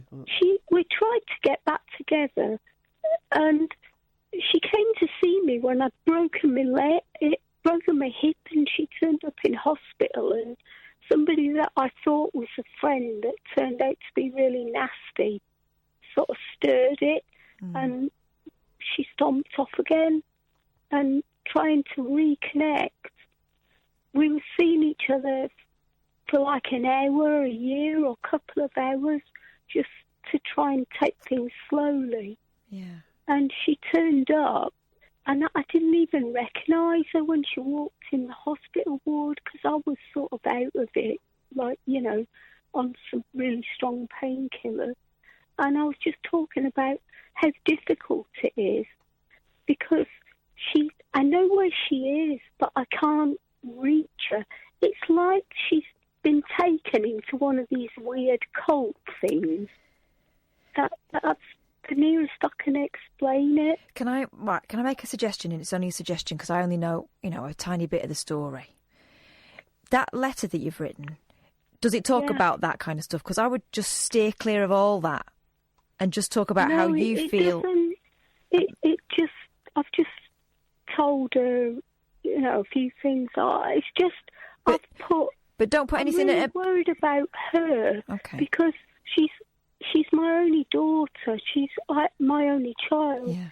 And at some point in the future, she's going to find out that she's been consistently lied to. Right. This is the thing, though. If you start with that's coming in quite hard and heavy, and I think you should just stick to. I've not put that. I've just written. I've kept it as positive as I can. Good. And and tried to steer away from things. Yeah. But I just was talking about how difficult it is to deal with the whole thing because people say to me, "I'll phone her up," but it's how you feel in the moment because I don't know what she's been told. No. And so I can't, and she wants me to be her mum again. She said that when she come back to the hospital, but I couldn't cope with having a broken hip and tons of painkillers and reconnect with her after like years apart. Because she left in 2005 and we're in 2018. And I don't know how to be a mum to her. I don't know what she wants, which was carrying on from, remember I said I was how anxious a mum I was? And it just, I realised that trying to connect with her was making me really ill. Well, I think the letter's a good idea. Yeah, and then she can open it and she can read it at her leisure, can't she, and decide what she wants to do. Well, hopefully it won't get intercepted. Well, you can't think like that, you know. Well, she lives with her father, and if he thought I was trying to communicate with her, he'd stop it. Okay. I know he would. We'll give it a try.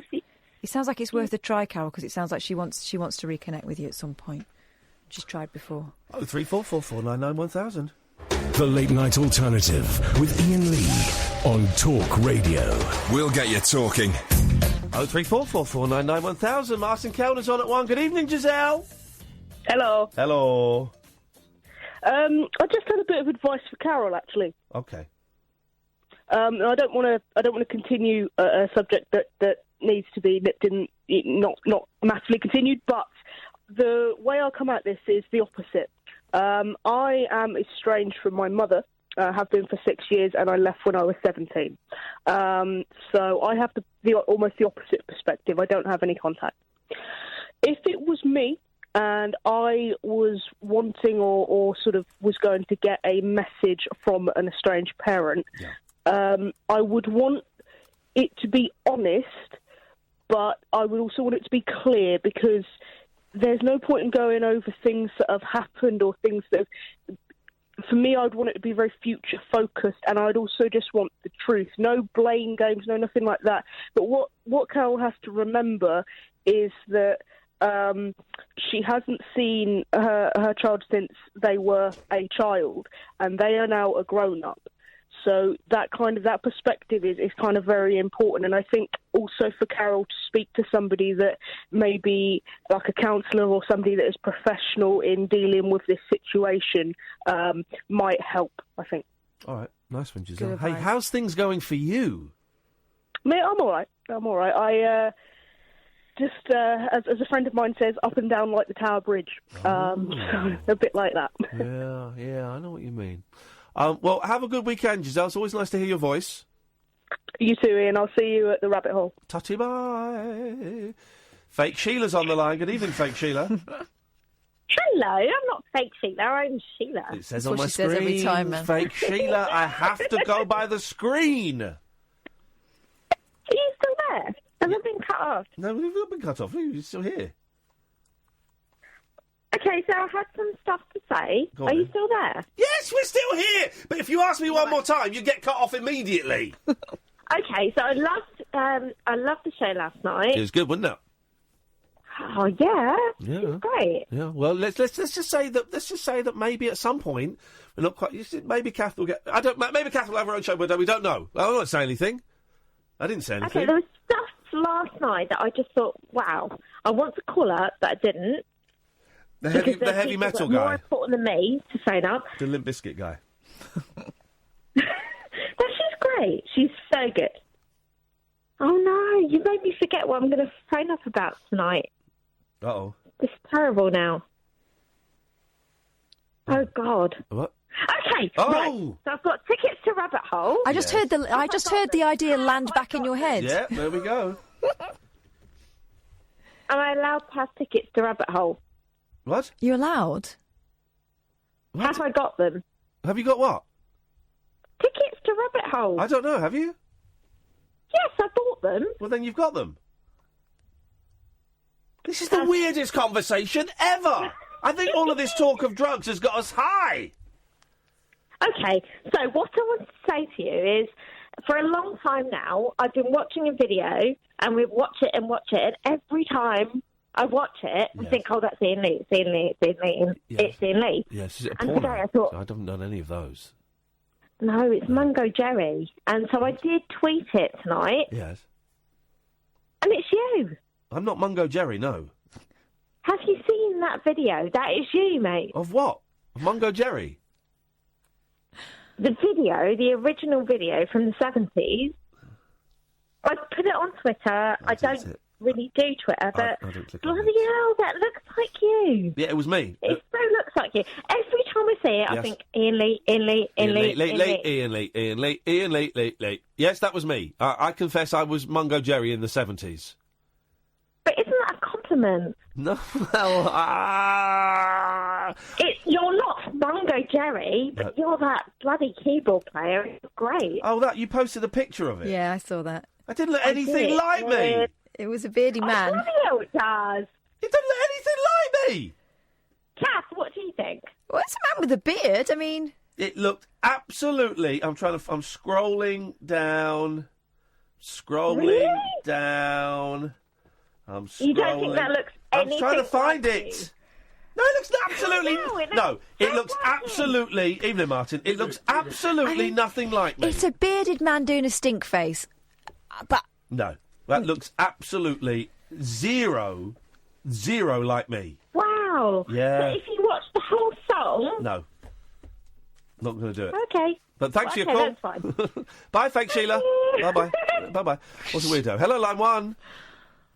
Iain Lee, legend. Thank you very much indeed. Martin Kelly, That was speaking an of interesting legends. call, wasn't it? Yeah. Speaking of legends. You can do it right now, please. That's McCartney, but Martin Kellner is here now. Martin, Yes, good evening. in person. Good evening to you. You're Live right. and, you yeah, were. I'm bunged up. I've got a cold, so don't touch me. But Well, I wasn't intending to. no, but now you mention it, though, you put the idea in my head. It's a physical industry, the radio. Yeah. So don't come near me because I've got the lurgy. But apart from that, I'm fine. Good. Yeah. What you Well, a very exciting show tonight. I've got a new game. After 6 months or however long I've been here, I've decided to have a new game, which is called Brown Bread. Oh. Now, in this particular game, all the people are dead. Yeah. You pick a number, you get a person, and you have to tell me when that person died. Oh, I like the sound of that. Yeah. So if I said to you Marilyn Monroe, what year would you say? Oh, that is a good one. I'm not so hot on Marilyn. I'm gonna say 61. 1 year out. 62. 62. Yay. good with ages. Yeah. Charles Dickens. I don't know. 1532? I don't know. Go on, you do Dickens. Well, he's a Victorian novelist, right? So the 1600s. So, yeah, that's right. So basically, if you know what the Victorian era is, you probably sort of more or less get it. Do you want me to tell you? No, Catherine, guess. Catherine's been quiet. What are we guessing? Charles Dickens, when did he die? When did he die? I would say 1894. Not bad. You're 24 years out. 1870. I think in this game that's not bad. No, hang on. What's your margin of error that you're going to allow? Well, basically, we add it up in the end, so we're going to get Okay. a couple of punters on, Okay. plus the TalkSport extra time team, Yeah. and then we'll see who wins. Okay. But they've been doing with the old game that I was doing. I've been doing for the last 27 years, where you just guess the ages of people. They were getting too The good at TalkSport it. people, I'm I gonna mean, they're say not that bright. They're the idiots. Oh, totally. There are marks on the carpet where they're dragging their knuckles. They're not numbers men, are they? No, they're morons. So we'll put it to them, and maybe the punters will win. Yeah, so I think that's exciting. And apart from that, we've got an interview with a lady called Anna Buckley, who's written a book called The Life Scientific. Now, if you've ever listened to Radio 4, you may have heard the programme The Life Scientific. And basically, it's scientists and their discoveries. And it's people who should have won the Nobel Prize but didn't. Yep. Sort of like second place in the Nobel Prize. Okay. So people like that. And she's talking to us about these people, these Okay. magnificent scientists. who It's discover Martin things. Kellner on tonight and tomorrow night Yeah. at 1 o'clock. Absolutely. Till 5 o'clock? I know, it's ridiculous. What's it like Ridiculous leaving the amount of- building at 5:15? No, I leave the building at 1 minute past 5. Good lad. And it's fairly quiet. Although you do see some clubbers walking around. Scumbags. It's the scum of the earth. We are not doing anything this weekend for work-wise, so you won't see us until Monday night at 10 o'clock. Thank you, Sam. Thank you, Catherine. Don't forget to download the podcasts and all of that stuff. Stay tuned, though. Martin Kellner is up next. This is Talk Radio.